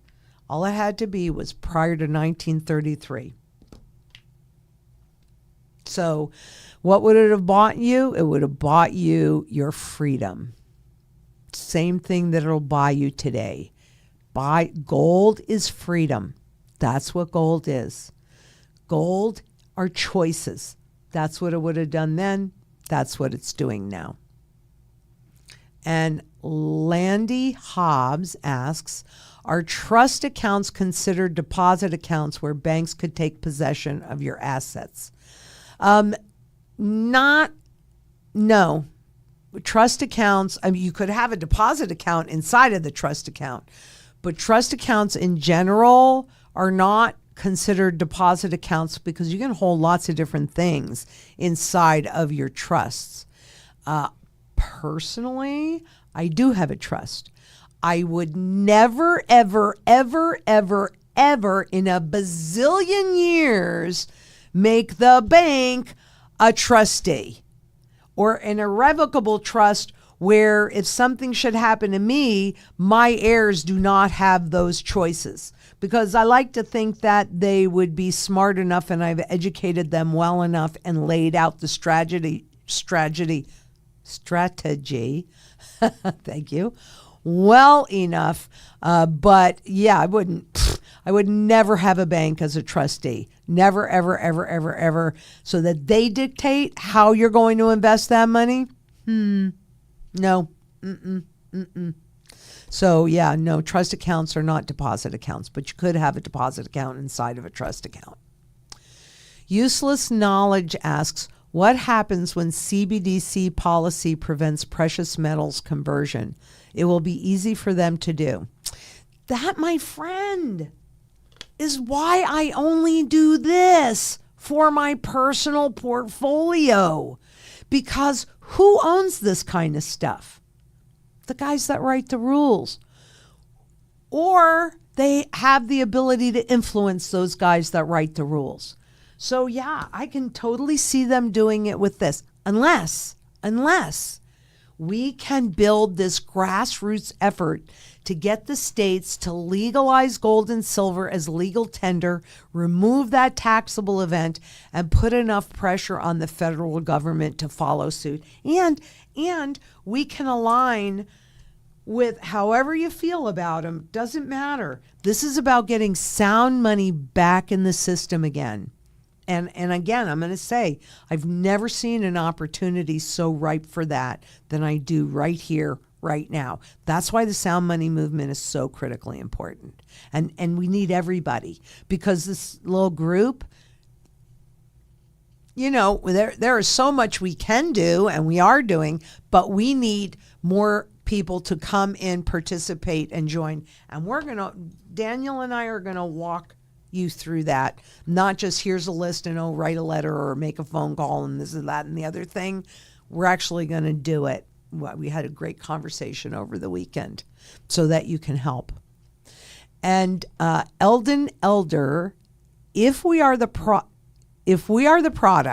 how do they value our worth?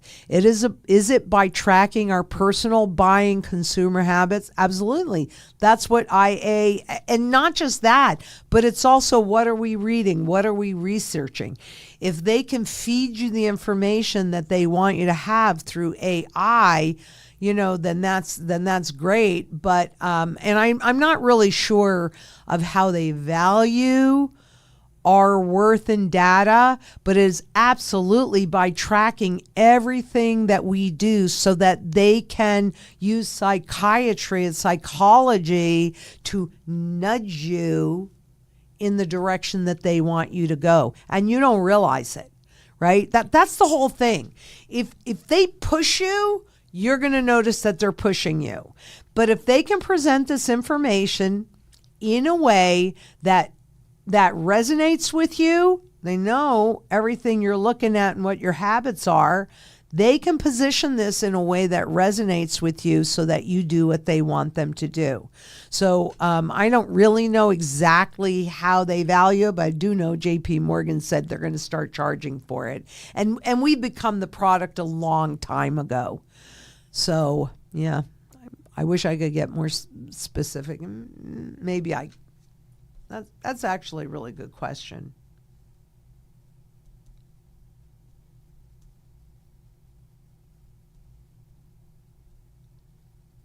Probably is a little different for each industry, but let me see what I can find on that.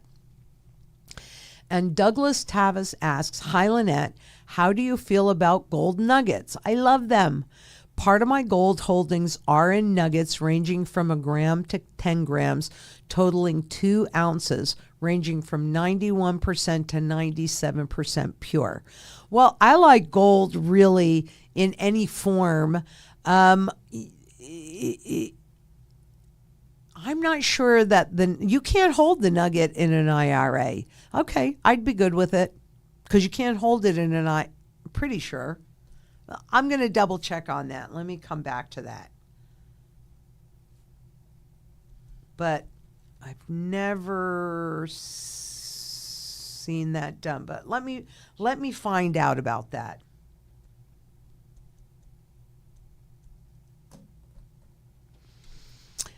Let's see. Okay. And Don Bixman asks, AppMex keeps a record of all your purchases forever.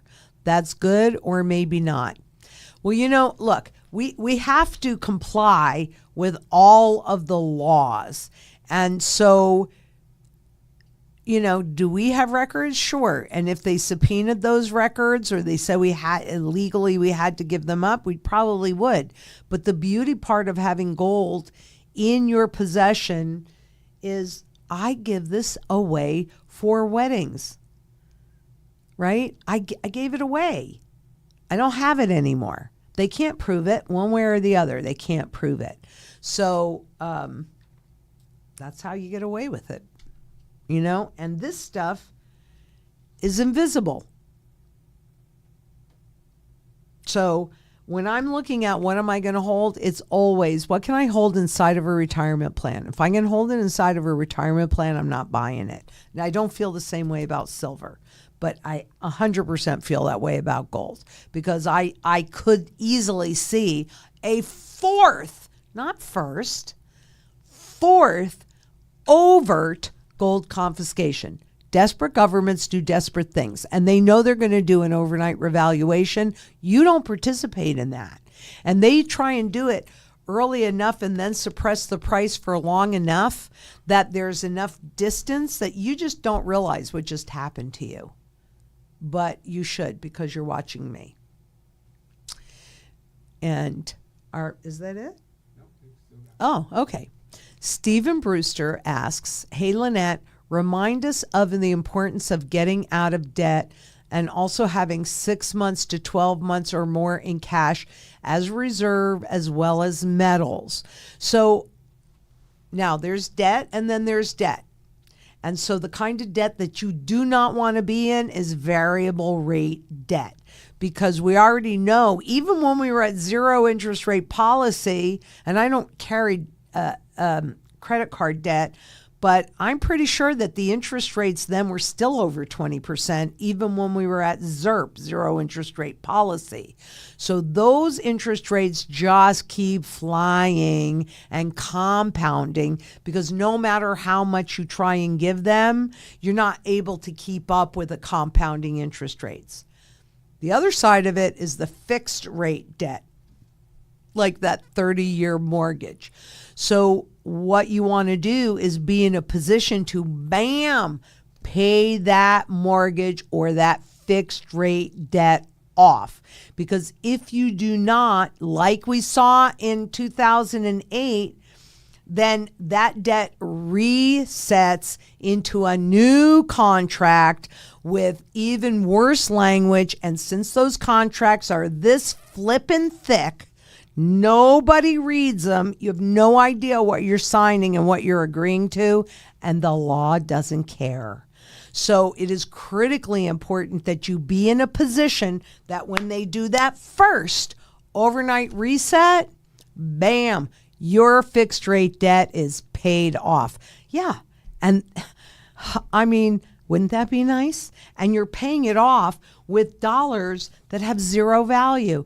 Exactly the same strategy as the government's, except the governments continuously compound debt and they continuously compound interest, and then you and I are having to pay for it. So, and again, we're going to the layers, because what is going to, when this crisis hits big and the public recognize it, go back to September of 2008. Do you remember how shocked you were? Because it was 24 hours, seriously, literally 24 hours, and the markets imploded. And if you were planning on closing on a mortgage that morning, done. All those deals were pulled right back. So it is critically important that you be in a position, again, where they say jump and you say nope, and you can only do that if you have that sound money foundation. But it's built in layers, because when that shock first happens, what's most recognizable? This, or in, credit card, debit card, things like that. So dollars will be most recognized. But frankly, in that cash part of the portfolio, you don't want all of it in here. But that's also where I see the gold backs, to be honest with you. So depending upon your circumstance, and this is why it's important to have this conversation, it would be between 3 months and 12 months. What's the difference? Well, it depends on your current income level and what the future holds, right? So for me, I'm working, I have income, so I really don't feel like I need more than 3 months worth of cash. And actually, I'd even do part of that in that, right? But then after the cash runs out, the gold backs wouldn't, but after the cash, when nobody wants the cash anymore, now you have your fractional, smaller pieces of gold and silver. And depending upon what you're going to transact in, like you don't want to take gold for a basket of strawberries. For that, you want a dime, you want silver. So we have it all mapped out, what you need gold for, barterable gold, what you need barterable silver for. And that's how we then, as long as you're comfortable with it, because the choice is always going to be yours, but that's when we can start to recommend how much cash you need. If you're retired and you're living off of, let's say you're living off of some interest, well, you're kind of risking your principal for a little pick of interest. But if you're retired and you're counting on that income, you're going to need 12 months or maybe even more. Where you hear my hesitancy is everybody is different. And so you really have to have that conversation to see where they're at and where they want to go, and how can we help you move from that place to that place. But you definitely need a level of cash as your first line of defense before you go to the gold and the silver. So Marcin Lucas asks, I buy silver. It seems that people are sleeping on certain silver. I'm buying at 28% under spot proof silver. That's pretty good. I don't know where you're getting it, but my goal was to increase my gold, but I can't pass a deal. Should I focus on gold? Well, you need both. And again, I'm going to go back to kind of depends on what you're trying to do. And it's always the right tool for the job. I mean, that's what it is. And that's why we have it broken down the way that we do, so that when we make a recommendation at Zang Enterprises, it's because you have told us that this is what I'm trying to accomplish. It's just the right tool for the job. So I would say you probably have quite a bit of silver, probably more silver than you need. So you definitely do need gold. And gold typically, gold is the primary currency metal. It's what they do those overnight resets against. And while, the gold and silver ratio is huge right now, and I do anticipate seeing that grow more narrow as we're going through the hyperinflationary event, and even the prior, because first there'll be deflation or even hyperdeflation before we get hyperinflation. Gold outperforms. It just protects you better. Silver maintains your ability to purchase the same goods. Gold gives you that plus expands. So you've got to have both depending upon what you're going to do. So I would suggest you set up your strategy and then you execute it. Got to buy more gold, buy more gold. Convert more of the fiat into gold. And Randy McCoy asks, what's your, and oh, by the way, since you can't pass up a deal, they're both a deal. Both of them are a deal. So don't pass up the deal. Okay. And Randy McCoy asks, what's your best guess at price when gold is revalued? I could tell you what that is today. It's about 42,000 if they did it on a one-to-one basis tonight. But what I don't know is how much of this they're going to create, and that's what's going to push that number. What I could easily see is the first overnight revaluation moving up, similar to what happened in Venezuela at about 3,500%. Right? Because the harder they have to push down on the visible price, the higher it's going to spring, because the more money they create. It could be $3 trillion by the time that happens.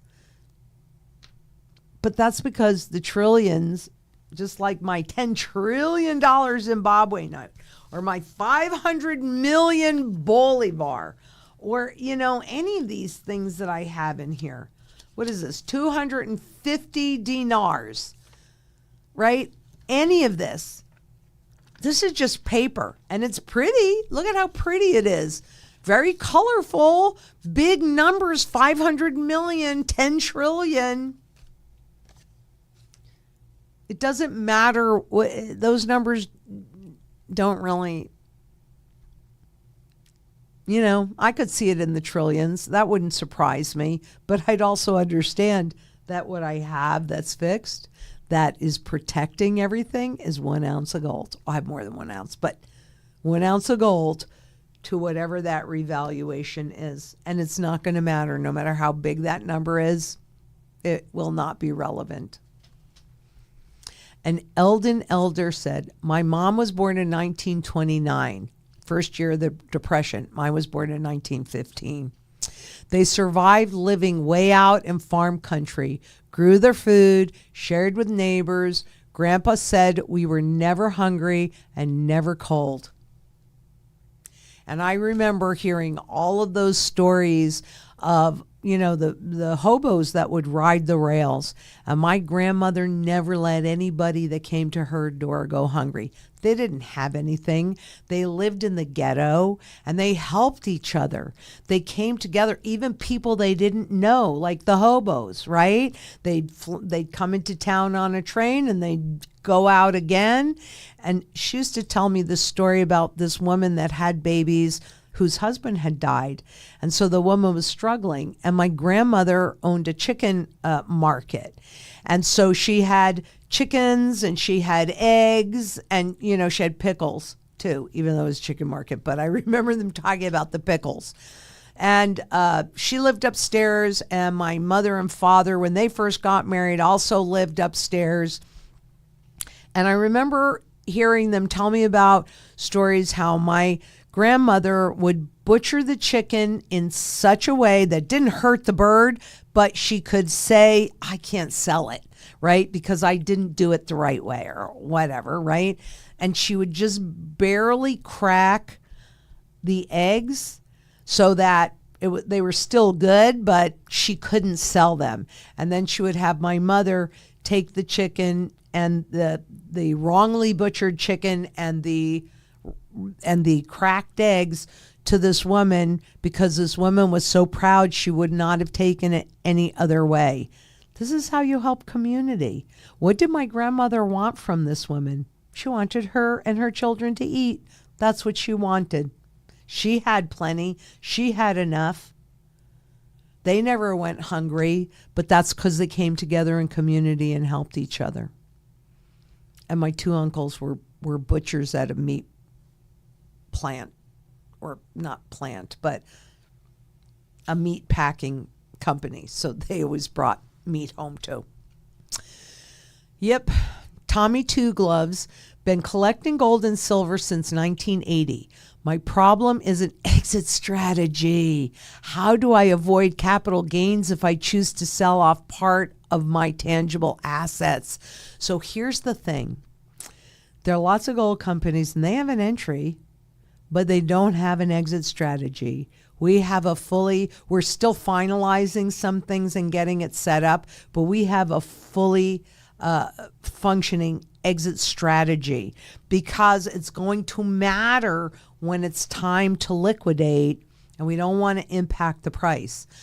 Now, to avoid capital gains, the way that you avoid capital gains is you join the sound money movement, and we get those taxes removed from gold and silver. Like Ron Paul said, it is ridiculous to tax money. They only do that because they don't want you to hold it. So the way that you avoid it is you join the sound money movement, and just like Missouri did, and 11 other states that have removed the tax from gold and silver, we need to do this at the federal level as well. And we got a shot. We've got a really strong shot. So that's how you do it. And Trevor Maffetone asks, if digital money is the only way to transact in the system, will you not be forced to declare all of your gold or be tokenized? Then you're in the same system as everyone else. No, they won't force you. And the reason why they won't force you is because as soon as they force you, then everybody gets up in arms and they know that what they're doing is not good. So what they'd rather you do is volunteer. And the way that they get you to volunteer is they create a big enough crisis that you don't have any choice. Because how many people do you know that are actually prepared for this? I know how everybody's frustrated that they're trying to tell their friends and loved ones about what's going on, and they just look at them like, la, la, la, la, la, I don't want to hear it, I don't want to hear it. And that means that well, this is just my opinion, because this is how I feel. I have a bigger obligation to help those that don't get it, because I'm helping you already that you do get it. So I don't believe that it will be forced, just like I don't think that at least this is the conversation that they've been having, to not remove cash from the system, rather to put a chip inside of it, which is probably why the $100 bills cost more to create, because of that the chip that they'll be in there that will track the negative rates. So, if you go to withdraw cash, they'll charge you a huge fee. If you go to deposit cash, they'll charge you a huge fee. So you're going to go, well, I don't want to pay that fee. So you'll go along. Or there'll be some kind of huge crisis. They'll dump a whole bunch of CBDCs or stable coins or whatever they are going to use to get you to participate, with the hope that you will then refill it. You might not have any choice, but you won't be forced to declare your collectible gold, because they're not going to want to declare their collectible gold. That's why I like to work in the area where those that are writing the rules or influencing them, that's your safest bet, because I can't guarantee any of this.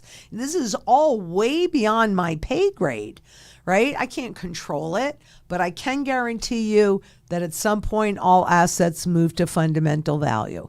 And I can also guarantee you that desperate governments do desperate things, and so do desperate people. So, and they also look out for themselves. They're not looking out for your best interest. They're looking out for their best interest.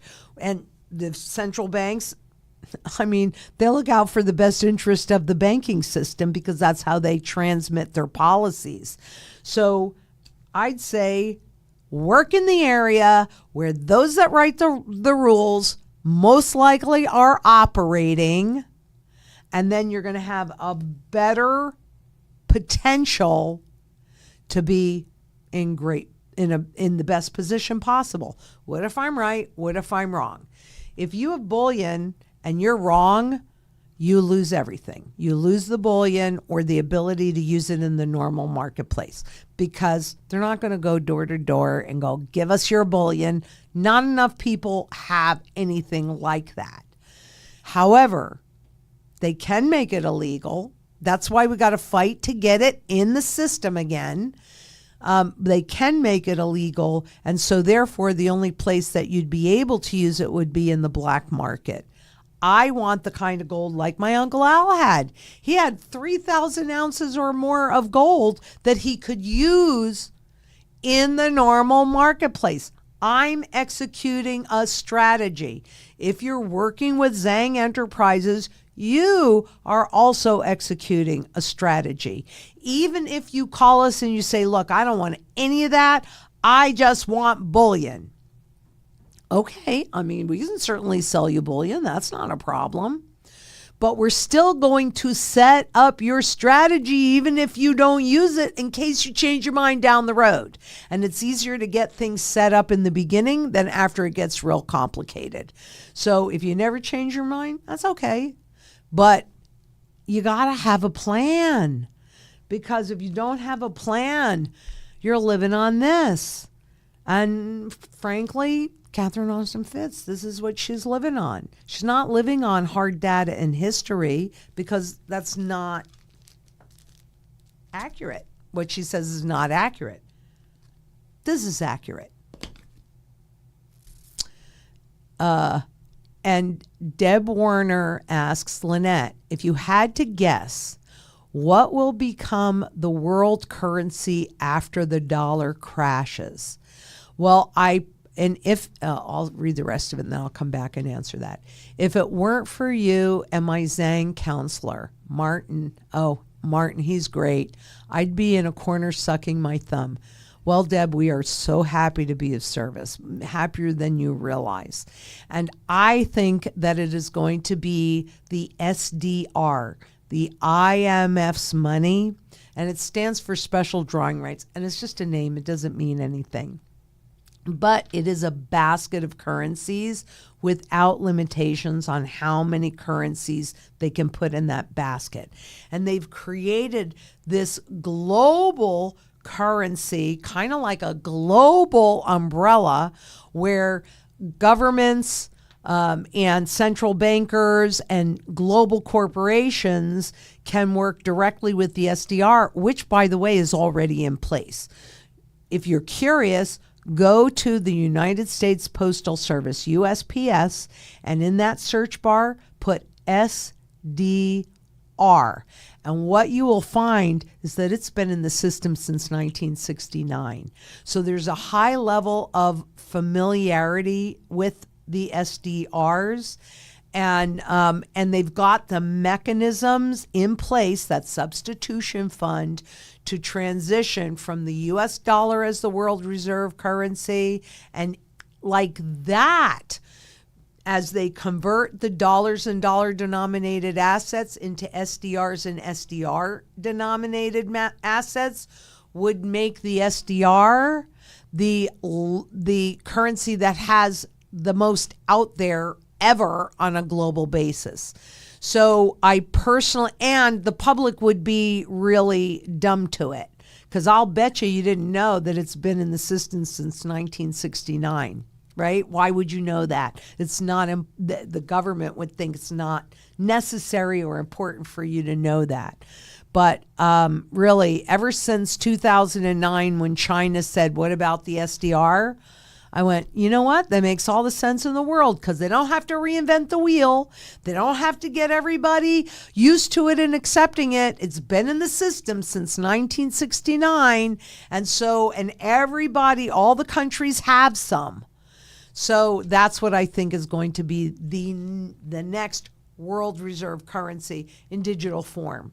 And everything would travel through them. Oh, yeah. And remember, all the members of the IMF are the heads of the central banks and the Treasury Department. So unelected officials, and that's the one that I think is going to evolve as the world reserve currency. Makes the most sense to me.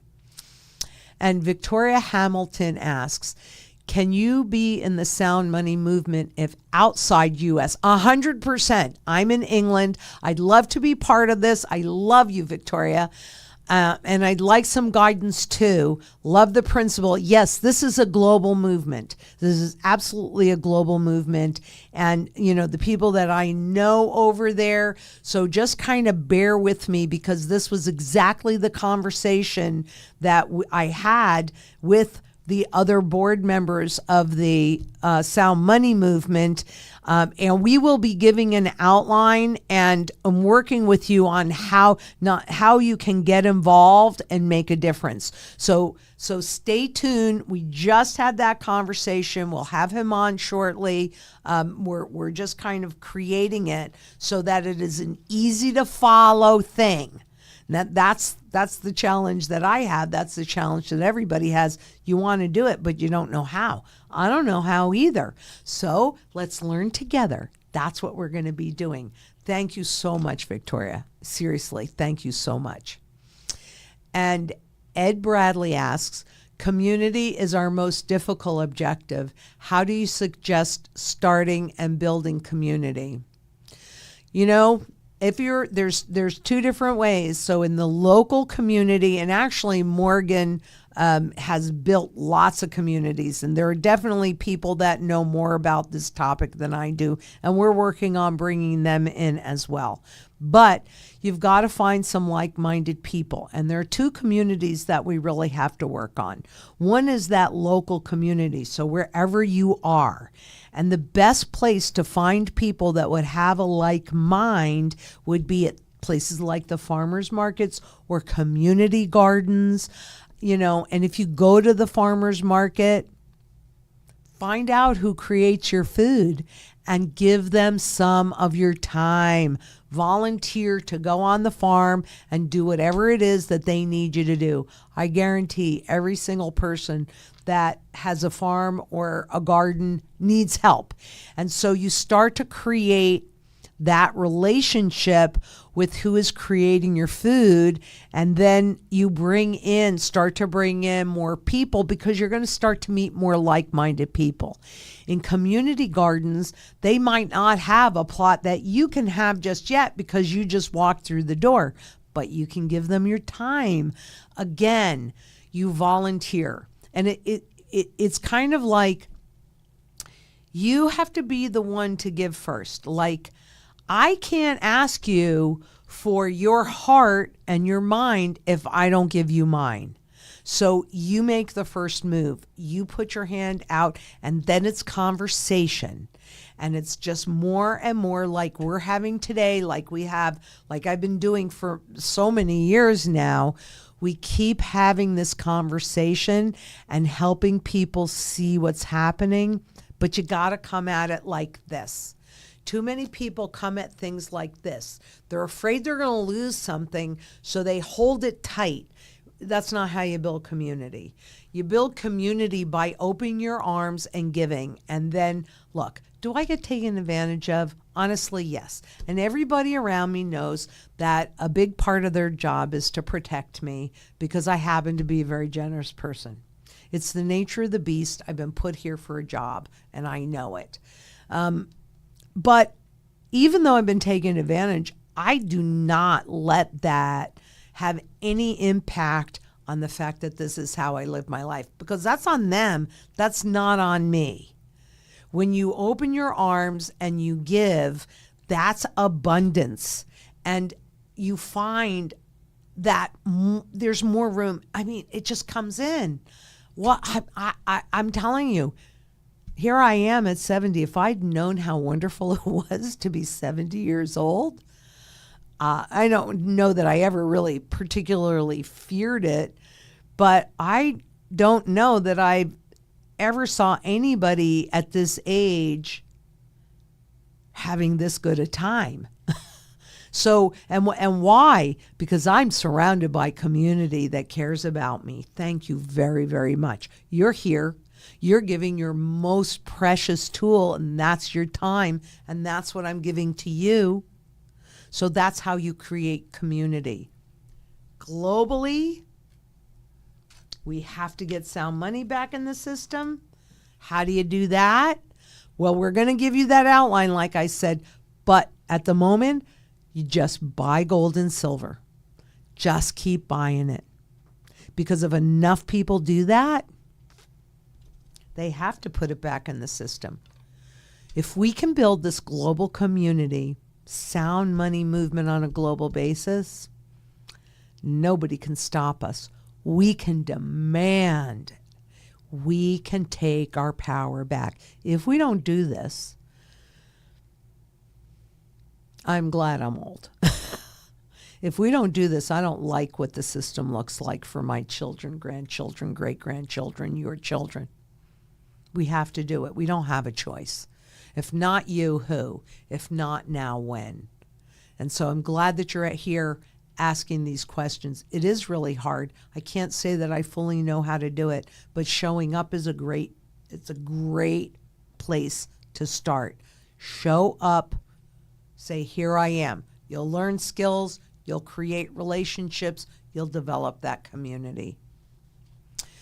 And Johnny read, and we'll be talking a lot more and see if we can't even do something maybe more formalized on step-by-step how to do it. I know that we're going to be doing it with Daniel Diaz, who is the lobbyist for the Sound Money movement. Yeah, it was a great conversation. It was a great weekend. It was so valuable. Kinesis Gold was represented there. Goldbacks was represented there. It was really, and then some just general citizens. A veterinarian, David, very nice guy, gave me a ride, and gave us a ride to where we needed to go and all that. So it isn't just those kinds of companies. There were just regular citizens that wanted to get involved. We'll help figure that out. And Geo2 Educate, Deborah from Northern Ireland, thank you. We also love your show. Can you give us some advice on how to create a like-minded community here? I'm hearing this. And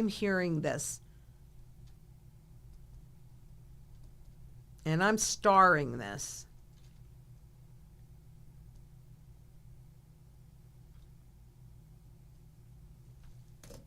And I actually had a trip planned for Ireland before COVID hit. And then that kind of got kirboshed, but it's still on my radar. So thank you very much, Deborah. And, maybe I'm just going to have to come. If we, we'll figure this out. We'll figure this out because I don't know how to do it either, but I know people that do. We'll figure it out. So Johnny Red asks, so if you have your pensions and social security direct deposit, should you go back to getting checks in case banks fail? I'm not sure that you can go back to getting checks, to be honest with you. I'm pretty sure that they've made social security just a direct deposit. And what good would the checks really do anyway, because you've got to cash them someplace. So, really, you got to be as independent and self-sufficient. Even in, Everybody brings something to the table. Everybody at any age. I'm so glad that I'm old, but I love the fact that we've got a 16-year-old here that's paying attention to this, because we can learn from you. You can learn from me. We can learn from everybody. I don't know that going back to getting checks, I'm not even sure that you can do that, is going to really help you. I think you just need to become your own central banker, create that community around you so that you can create that surety in food, water, energy, security, barterability, wealth preservation, community, and shelter. I think that's really the only choice, because even if they make the deposit, but the dollars that they deposit can't buy you anything, what difference does it make? You have to take that on yourself. You do. I'm sorry. I wish it could be different, but it's not. Nobody's going to be impacted by these choices but you, right? Every individual. It's important. But together in community, that's where the power is. That's where the power is. And that's what's going to help it not matter that even when you get those checks and they're deposited, the negative rates are going to erode your principal anyway. You need to get sound money back in the system. We have to. And Chris Willis asks, will you be coming to Australia next year? I have been invited back for March, but I don't have any details yet. So we'll see. And Michael, and I love Australia. You guys know. Every single time I go to Australia, I evolve. It's like there's just something about you guys that I love you. I do. And Michael Lamb asks, hi, Lynette. There's proof that it's happening right now. I bought 2 cups of coffee for $20, and there's a pizza shop in New York City selling pizza pies for $63. The value of the dollar is going down now. You betcha. It is. Can you pull up, because I'm curious about this, because I never ever go there. What's a burger, like a what do they call that? A quarter pounder? What's that going for now? You know, the person in Kingston, New York, I don't remember his name, is so long ago, but he opened up the first McDonald's in Kingston, New York, and I was probably about 14 or 15 when that happened. And I don't know if any of you are old enough, you remember, the big ad was that you get money back from your dollar. Maybe it doesn't matter, but didn't you tell me that it was something like $15 if you went in to like McDonald's or something like that? It was Carl's Jr. And so Carl's Jr., and if you're on the East Coast, it's Hardee's. It's kind of the same thing. They had a guacamole bacon burger, and they used to tout it as like the $6 burger because it was a point of selling, like, hey, we give you all this quality stuff and it's only $6. I ordered one the other day, like a month ago, and it was $14 for the exact same hamburger. So they moved it from what used to be the $6 burger to now just the guacamole bacon burger, and it just keeps going up. Well, that's because the dollar just keeps going down. And this is true everywhere around the world. Yeah, the dollar's been going down. Have any of you actually gone into the Federal Reserve Education Department, the purchasing power of the consumer dollar, and put your birth date in there? It's quite an interesting exercise. And I think we can do one more, and then I have something else I have to get ready for. Useless Knowledge asks, loans today are collateralized derivatives 100%. Read those loan notes. It's insane. And if somebody on that derivative list defaults, you lose even if you're current. Well, it's true because the promises have been pulled out of those contracts, or all the different pieces in that contract. It's kind of like the tokenization, right?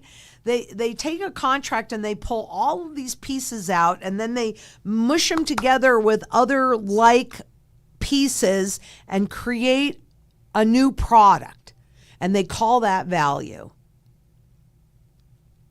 So yeah, it's absolutely accurate what you're saying. The rise of derivatives really happened after 2000. It really happened.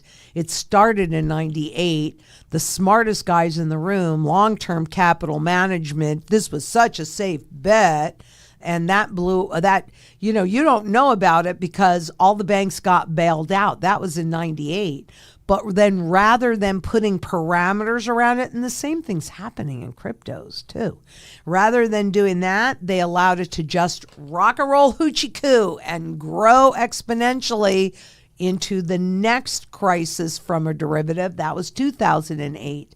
Well, rather than curbing those, they changed formulas and have created an even bigger monster that we can't see. It's not what we can see that is dangerous to us. It's what we can't see. That's the danger. And when that stuff goes south, remember 2008? Literally 24 hours, done. So you guys have been great. This has been great. And I will see you next Tuesday. But let's keep working on that sound money and community. And I hear you. We'll get it together. We'll make this happen. And until next we meet, let's all make a very positive difference in this world. Bye-bye.